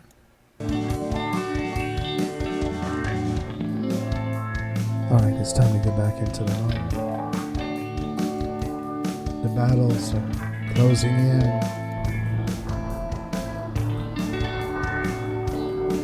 I can hear the weaponry discharging. The fiery ordnances exploding in a awe-inspiring conflagration.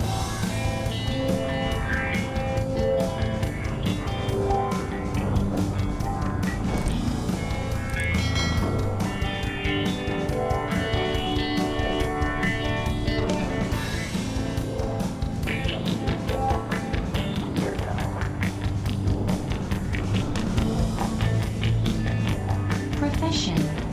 He caused a land in the neighborhood of Antioch to be plowed and sowed in order to protect the Christian army from the attacks of famine, and at the same time to lead the Saracens to believe that nothing could exhaust the perseverance of the besiegers.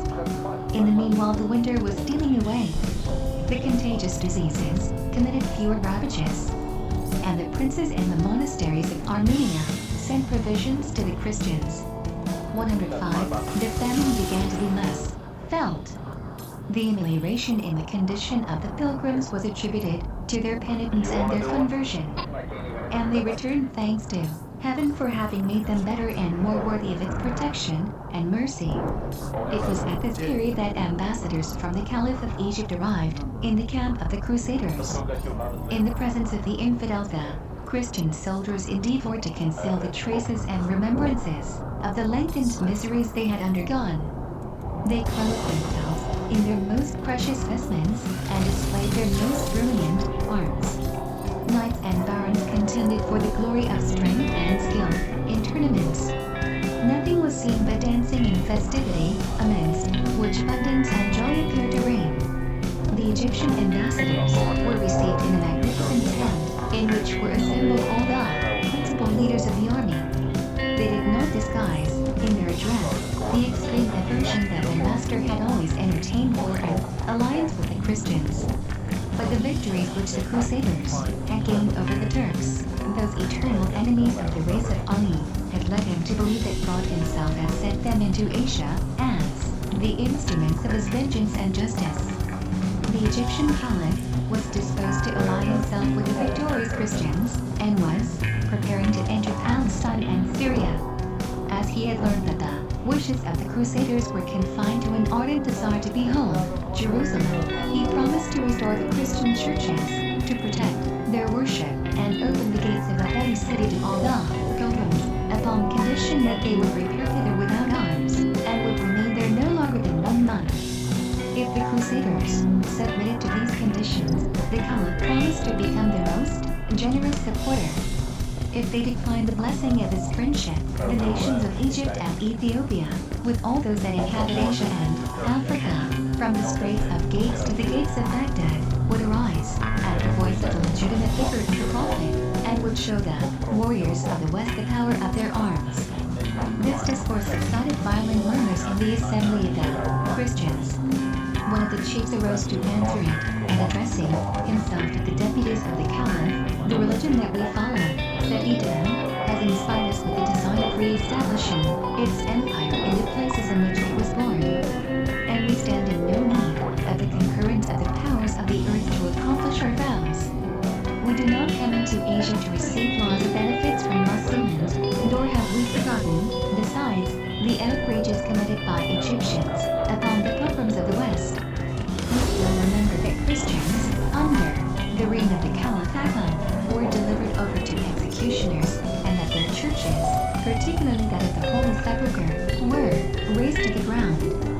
Yes, without doubt, we have the intention of visiting Jerusalem, but we have also taken an oath to deliver it from the yoke of the infidels.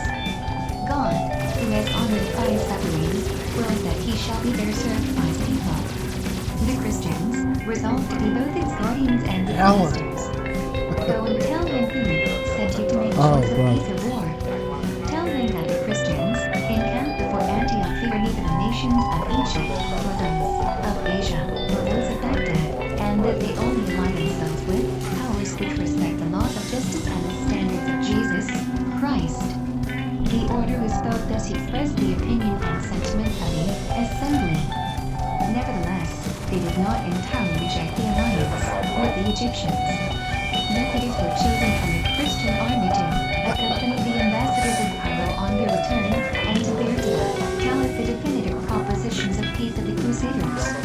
Scarcely had the deputies left the camp of the Christians, when the latter obtained a fresh victory over the Turks. The sultans of Aleppo I'm running out of and time. I shouldn't be Damascus, chasing with the Donna. emirs of She's getting my Jerusalem, attention. Mesa, and Hieroglyphs, had raised an army of 20,000 horse to support Antioch.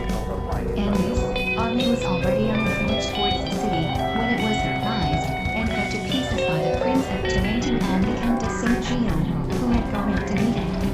The Turks lost in this battle 2,000 men and 1,000 horses. And the city of Haram, which they in vain sought an asylum after their defeat, fell into the hands of the Christians. At the moment the ambassadors from Egypt were about to embark at the port of St. Simeon, the heads Dang and it. spoils of 200 Muslims were brought to them upon 4 camels. The conquerors cast 200 other heads into the city of Antioch, whose garrison was still in expectation of succor. And they stopped a great number of bonfires round the walls. They exhibited thus these horrible trophies, to avenge themselves of the insults the Saracens had, on their ramparts, heaped upon the image of the Virgin which had fallen into their hands. But the Crusaders were soon to signalize themselves in a much more perilous and murderous battle. A fleet of Genoese and Byzantine entered the port of St. Simeon, and the news of their arrival causing the greatest joy in the army. A great number of soldiers left the camp and hastened towards the port, some bearing news from war, and others provided provisions of which they stood so much in need. As they were returning loaded with provisions, and for the greater part unarmed, they were unexpectedly attacked and dispersed by a body of 4,000 Turks, who laid wait for them on their passage. In vain, the Prince of Tarentum, the Count of St. Gian, and Bishop Ademar flew to their aid with their troops. The Christians could not resist the shock of the infidels, and retreated in disorder. The account of this defeat soon spread alarm among the Crusaders who had remained before the city. Immediately Godfrey, to whom danger gave supreme authority, ordered the leaders and soldiers to fly to arms. 106, accompanied by his brother Eustace, the 2 Roberts, and the Count of Fernandez, he crossed the Orontes, and hastened to see the enemy still engaged in following up their first advantage. As soon as he came to the presence of the Saracens, he commanded the other chiefs to follow his example, and rushed, sword in hand, into the thickest of the enemy's ranks.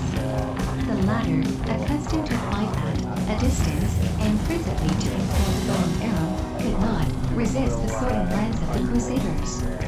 They took to flight, some towards the mountains and others towards the city. Axum, who, from the towers of his palace, had witnessed the victorious attack of the Crusaders, immediately sent a numerous detachment to renew the fight. He accompanied his soldiers as far as the gate of the bridge, which he caused to be shut after them, telling them it should only be opened to them when they returned victorious. This new body of Saracens were soon beaten and dispersed, and there remained no hope for them but to endeavor to regain the city. But Godfrey, who had foreseen everything, had posted himself upon an eminence between the fugitives and the gates of Antioch. It was there that the carnage was renewed. The Christians were animated by their victory, and the Saracens by their despair and the cries of the inhabitants of the city, who were assembled on the ramparts. Nothing can paint the frightful tumult of this fresh conflict. The clashing of arms and the cries of the combatants would not permit the soldiers to hear the orders of the leaders. They fought man to man, and without order, large clouds of dust covered the field of battle.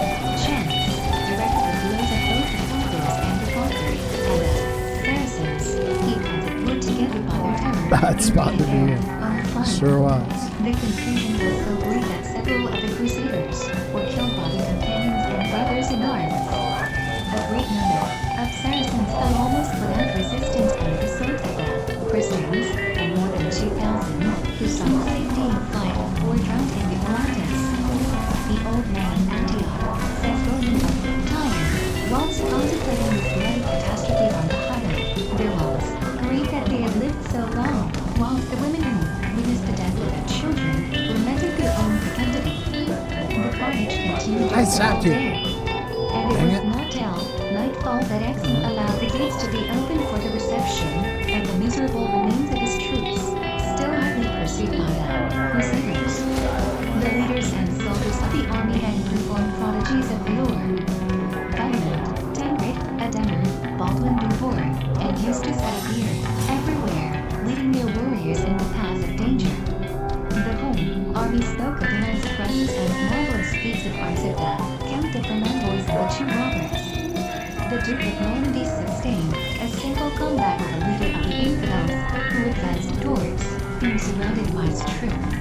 With one blow of his sword he split his head to the shoulder, and, as the Saracen fell at his feet, exclaimed, "I devote thy impure soul to the powers of hell." Tancred, says Raoul de Vienne, distinguished himself amongst the most intrepid of the knights.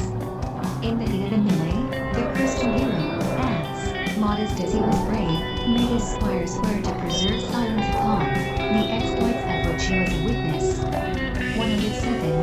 Godfrey, who, in this memorable day, had displayed the skill of a great captain, symbolized his bravery and vast strength by actions which both history and poetry have celebrated.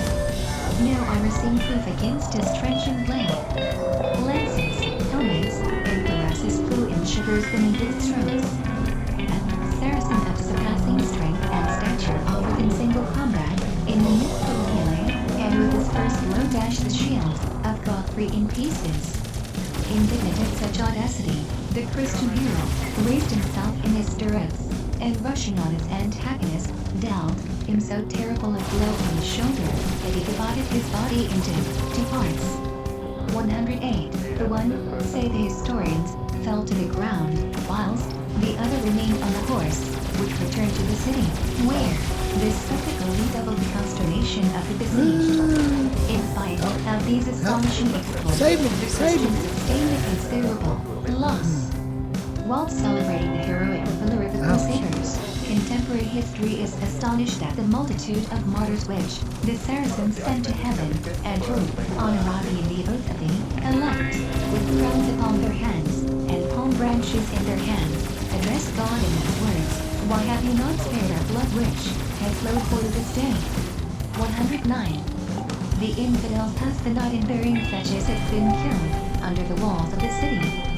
They interred them near a moss built on the outer side of the bridge of the Orontes. After the funeral I like your name. ceremony, they returned to Antioch. I guess when you get killed, it says According to the custom of the Muslims, these bodies had been buried with their arms there's bunches of This guys. plunder held out too strong Full hit temptation for the Oh. vast multitude that followed the army of the Crusaders. They crossed the Orontes, precipitated themselves in a crowd upon the graves of the Saracens, exhumed the dead bodies, and tore off the Ouch. arms and No, habiliments no, no. with which they were covered. Then, they returned to exhibit in the campus their stuffs, bucklers, lances, javelins, I made it all the way and through an swords hour and and culverins. Nor did this Perfect. spectacle at all disgust the knights and barons. On the day following the battle, among the spoils of the vanquished, they contemplated, with joy 1,500 heads separated from their trunks, which were paraded in triumph through Norma, recalling to them their own victory and the loss they had inflicted on the infidels. All these heads were cast into the Orontes, Ouch. and, together with the bodies of the Daddy fat Muslims kid. slain in the conflict of the preceding day, He's a daddy news fat of the kid. victory to the Genoese and Pisans disembarked at the port of St. Simeon. The Crusaders, who, at the I don't commencement even of wanna the go battle, over here. had fled towards the sea or the mountains, That is and fat when kid. they lamented, as Come on, dead, heal us, returned to the camp, and joined their brethren in the thanks offered to heaven for the triumphs of the Christian army. From this, Stupid Chiefs daddy thought fat of kid. nothing but taking advantage of the terror with which they had inspired the Saracens. Masters of the cemetery of the Muslims, the Crusaders destroyed the mosque which Oh, had no. been built outside the walls of the Help, city, help, help, and help. employed the stones of its tombs, even in erecting a fortress before the gate of the bridge, by which the besieged made their sorties. Raymond, who had been accused of want of zeal for the holy Somebody war, killed that. caused the fort to be constructed and I have to send charged 2, himself 3 in robots defense over of there. this dangerous post. It was proposed to raise another fortress near the first, 20, and as no 20 other cents. of the leaders 20 cents. presented himself to forward the construction of it, Tancred offered his That's what- services to the Crusaders. But generous and well-knight as he was, Show he yourself. possessed nothing but his sword and his renown. He asked the necessary money of his companions, and himself undertook the dangers of the enterprise. All were eager to second his courageous devotedness. The labors which he directed were soon finished, and from that period, the besieged found themselves completely enclosed within the circle of their walls. The Crusaders, after having thus finished the blockade of the place, surprised the Syrians who had been accustomed to bring provisions into Antioch, and only gave them liberty and life upon their swearing to supply the Christian army. Having learned that Edson had sent a great part of the forces of his garrison into a valley at Cumene. From the city, they repaired thither by circuitous routes, and got possession of this rich booty. 2,000 horses, and as many mules, were led in triumph into the camp of the Christians. As the fleet of the Pisans and Genoese had brought with them a great number of laborers and engineers, they were employed in directing and carrying the works of the siege. Machines of war were constructed, and the city of Antioch was pressed more vigorously and threatened on all sides. Whilst despair supplied the place of courage among the Saracens, the zeal and emulation of the Crusaders were redoubled.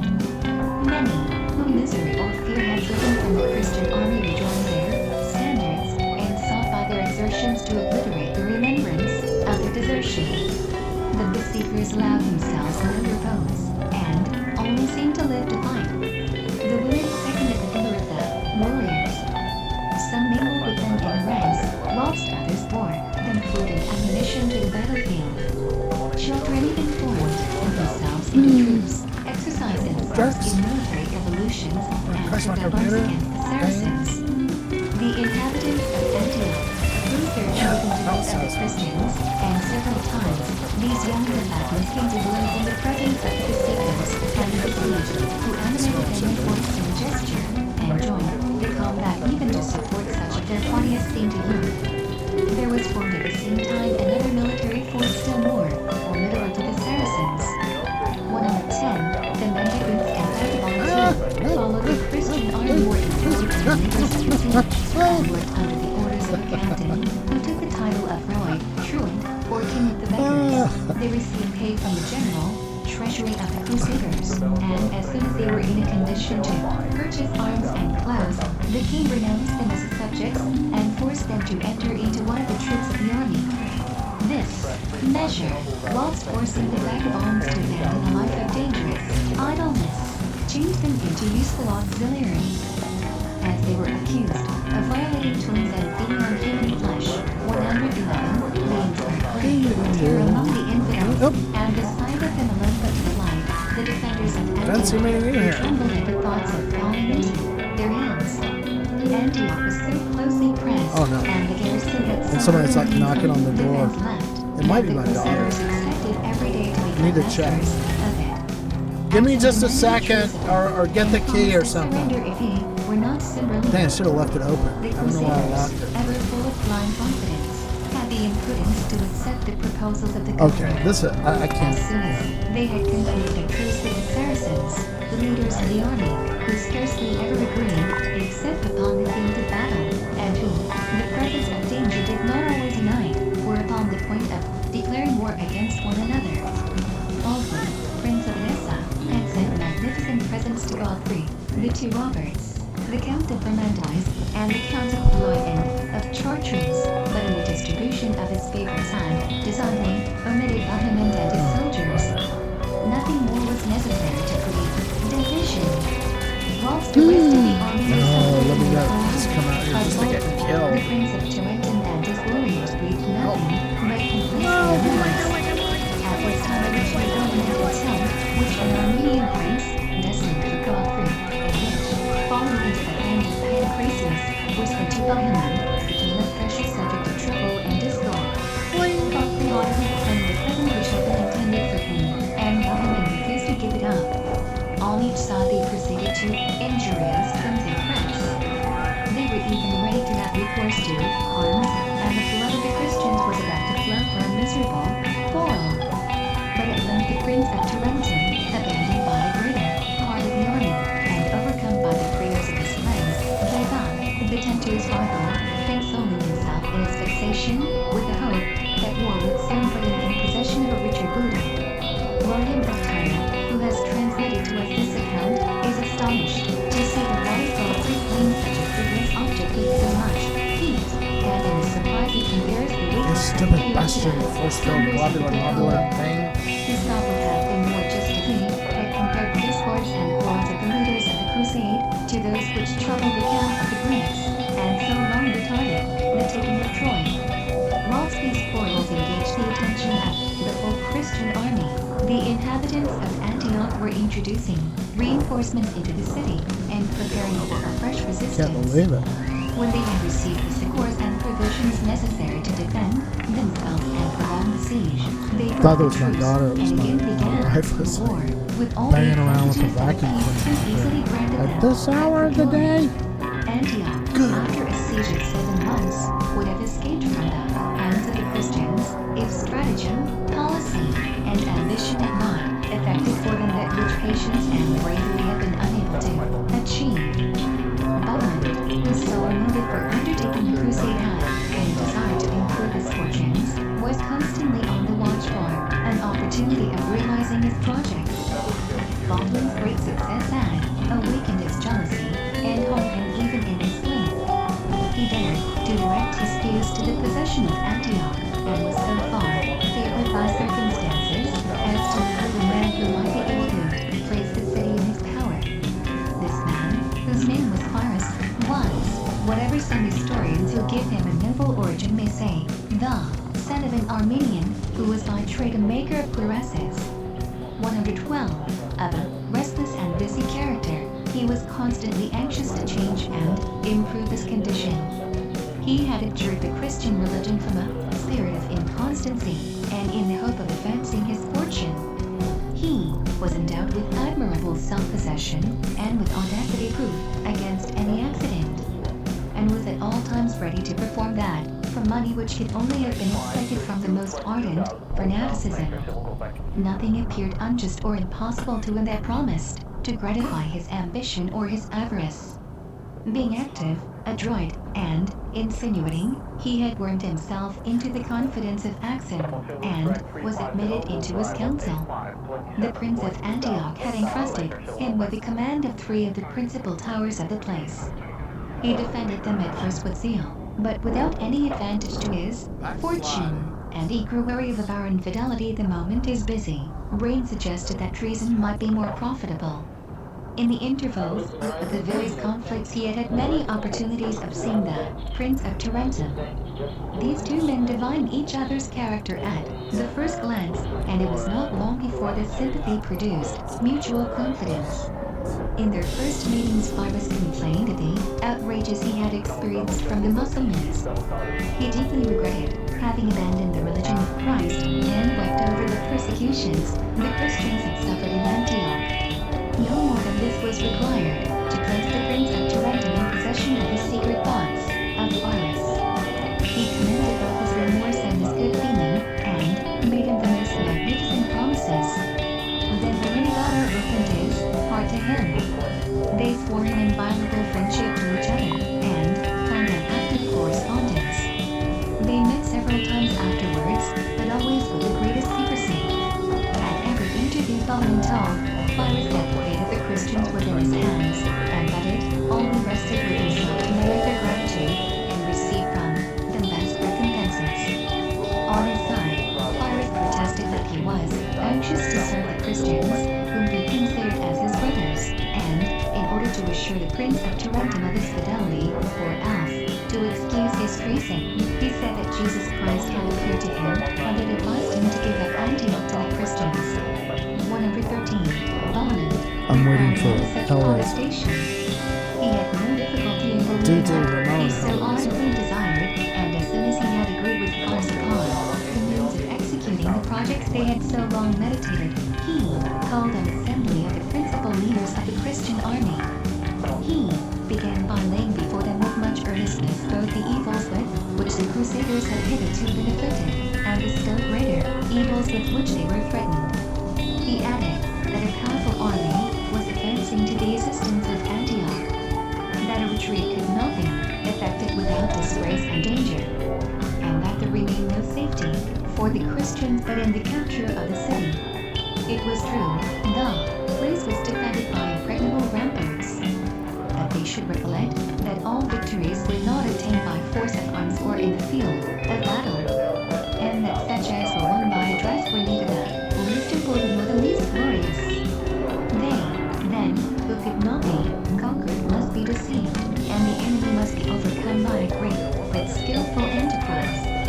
Among the inhabitants of Antioch, so diverse in their manners and religions, so opposed in their interests, there must be some to be found who would be accessible to the bait of gold, or the allurements of brilliant promises. The question of a service, so important to the Christian army, was of such magnitude that it was right to promote every kind of undertaking. The possession of Antioch itself did not appear to him to be too high a reward for the zeal of him who should be sufficiently adroit or sufficiently fortunate as to throw open the gates of the city to the Dang Crusaders.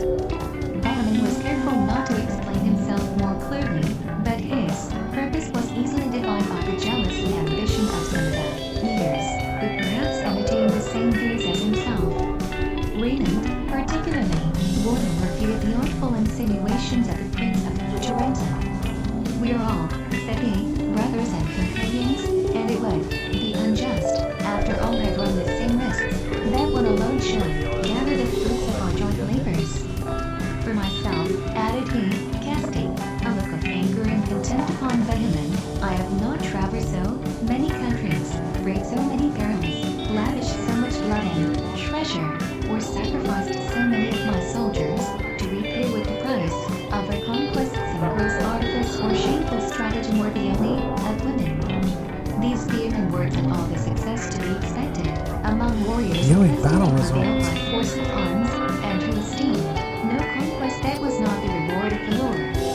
The greater number of the leaders rejected the proposition of the Prince of Tarentum, and added their railleries to those of Raymond.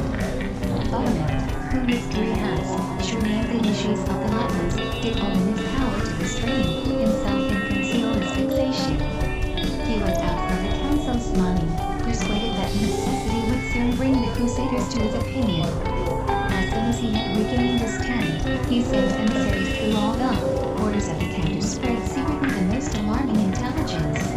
As he foresaw, consternation seized the Christians. Some of the leaders were sent to ascertain the truth of the reports prevalent in the camp, and soon returned with an account that Kerbaga, mountain of Mosul. Once, advancing towards Antioch with an army of 200,000 men, collected on the banks of the Euphrates and the Tigris. This army, which had threatened the city of Edessa and ravaged Mesopotamia, was at a distance of only 7 days' march. At this recital, the fears of the Crusaders were redoubled. Ptolemy asked for the ranks, exaggerating the danger, advocating to show more depression and terror than all the rest. But in his heart he was delighted, and smiled at the idea of soon seeing all his hopes accomplished. The leaders again assembled to deliberate upon the means necessary to be taken in such perilous circumstances. Two opinions divided the council. Some wished that the siege should be raised, and that they should march to meet the Saracens, whilst others were of opinion that the army should be formed into 2 bodies, one of which should act against Gurbaga, whilst the other should remain to guard the camp. This last opinion appeared likely to prevail when Benjamin demanded permission to speak. He had not much difficulty in making them sensible of the impracticability of both the plans proposed. If they raised the siege, they would be placed between the garrison of Antioch and the formidable army. If they continued the blockade of the city, and half of the army only went to meet Gurbaga, they were almost certain of a defeat. The greatest peril, Help. added the Prince of Tarentum, surround us. Time presses. Tomorrow, Redox too? it will be too late to act. What next? By tomorrow, we may have lost the fruits of all our labors and all our victories. But no, I cannot think so. God, who has led us hitherto by the hand, will not allow that we shall have fought for his cause in vain. He will save the Christian army. He will conduct us to the tomb of his Son. If you will accept the proposal I have made to you, tomorrow the standard of the cross shall float over the walls of Antioch, and we will march in triumph to Jerusalem. When he had finished these words, Balaam showed the letters of Pyrrhus, who promised to give up the 3 towers which he commanded. Pyrrhus said that he was ready to perform this promise, but he declared he would have nothing to do with anyone but the Prince of Tarentum. He required, as the price of his services, that Balaam should remain master of Antioch. The Italian prince added that he had already given considerable sums to Pyrrhus, that he alone would obtain his confidence, and that a reciprocal confidence was the surest guarantee of the success of so difficult an enterprise. As for the rest, continued he, if a better means of saving the army can be found, I am ready to approve of it, and willingly renounce my share in the conquest, upon which the safety of all the Crusaders depends. The danger became every day more pressing. It was shameful to fly, imprudent to fight, and dangerous to terrorize. Fear silenced all interests and all rivalry. The more opposition the leaders had shown, at first to the project of Balaam, the more eagerly did they now, who was urging the reasons for adopting it. A divided conquest became known as the honor of conquest. Chuck. To divide or share Listen. Antioch gave birth to a crowd of divisions in the army and made to its rule. They only gave that which was really worthy of their own, and they gave it to secure the lives of the Christians. It were better that one man should profit by the labors of all, than that all should perish for opposing the good fortunes of that one. Moreover, the taking of Antioch was nothing altered to the crusade. They had taken up arms to deliver Jerusalem. Every delay was opposed to that which religion looked for first. Soldiers, to that which the West accepted from its bravest heights. All the leaders, with the exception of the inflexible Raymond, united in according the principality of Antioch to Balaam, and conjured him to hasten the execution of his project. Upon leaving the council, the Prince of Tarentum sent information of the resolution of the leaders to Pyrrhus, who placed his own son, the Prince as a hostage. The execution of the plan was fixed for the next day. To lull the garrison of Antioch in the greatest security, it was agreed that the Christian army should quit the camp and direct its march at first towards the route by which the Prince of Mosul was expected to arrive, and that at nightfall it should meet under the walls of Ascalon. On the following day, early in the morning, the troops received orders to prepare for their departure. At sun, hours before night, the Crusaders issued from their camp and marched away, trumpets sounding and standards flying. After a march of a short distance, They retraced their steps and returned in silence by the walls of Antioch. At a signal given by the Prince of Tarentum, they halted in a valley on the west and near to the Tower of the Three Sisters, in which Cyrus commanded. It was there that the leaders revealed to the army the secret of the great expedition which was to open to them the gates of the city. The projects of Pyrrhus and Bohemond, however, were very near failing. At the moment that the Christian army cleared their camp, and all was prepared for carrying out the plot, a recorded treason all at once was spread throughout Antioch. The Christians and the newly converted Muslims were suspected. The name of Pyrrhus even was whispered, and he was accused of treating up with the intelligence of the Crusaders.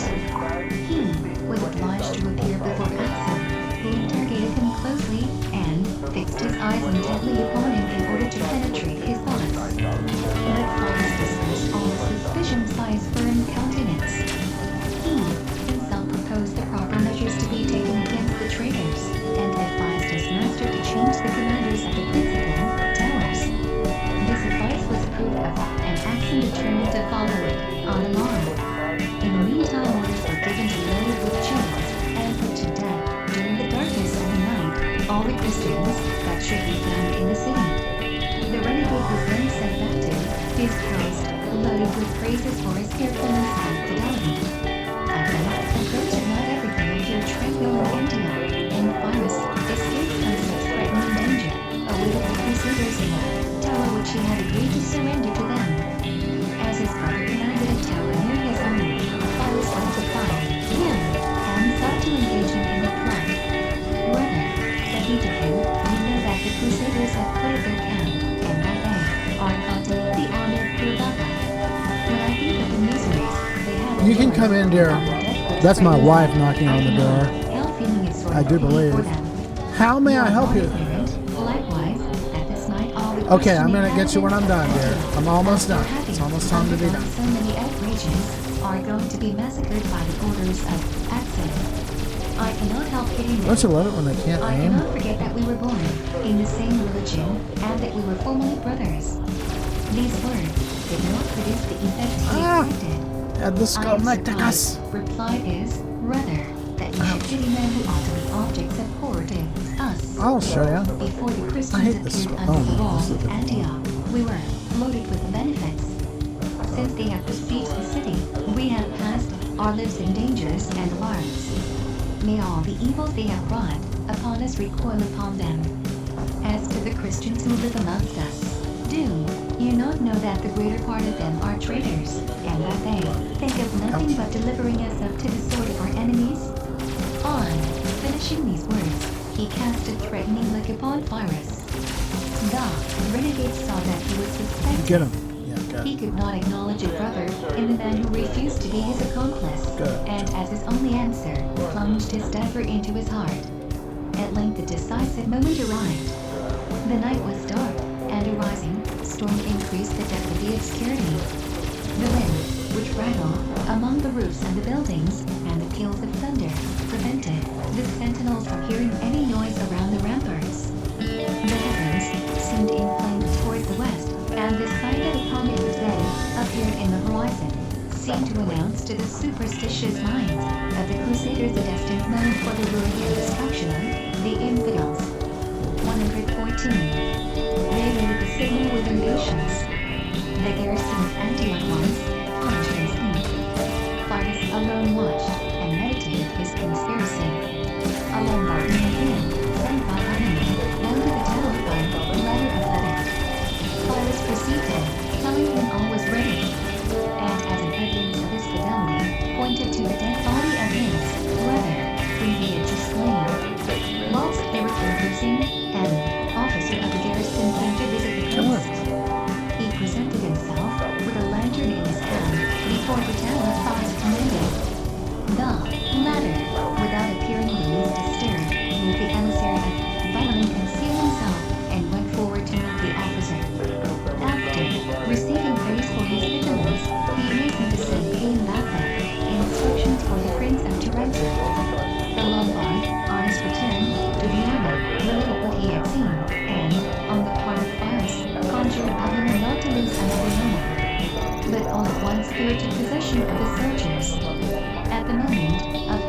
Shu Al saw the whole extent of the danger, and not worrying, then put himself forward to mount the rampart.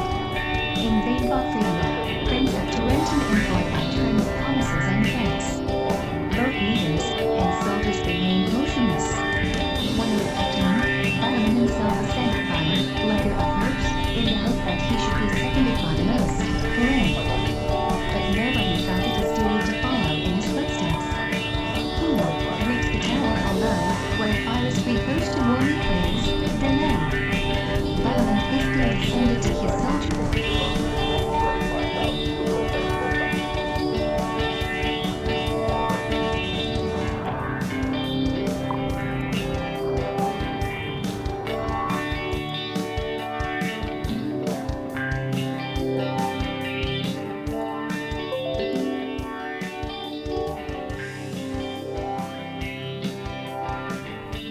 I appreciate Didi Hellraiser. Shout out to Didi Hellraiser who joined with me in a match. He's like almost 2,000 squad power higher than me. I'm very honored to to get in a match with him and actually win. But it's coming time.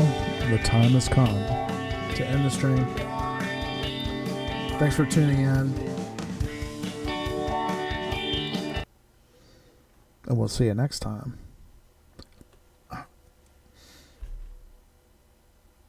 on Mech Arena Fight.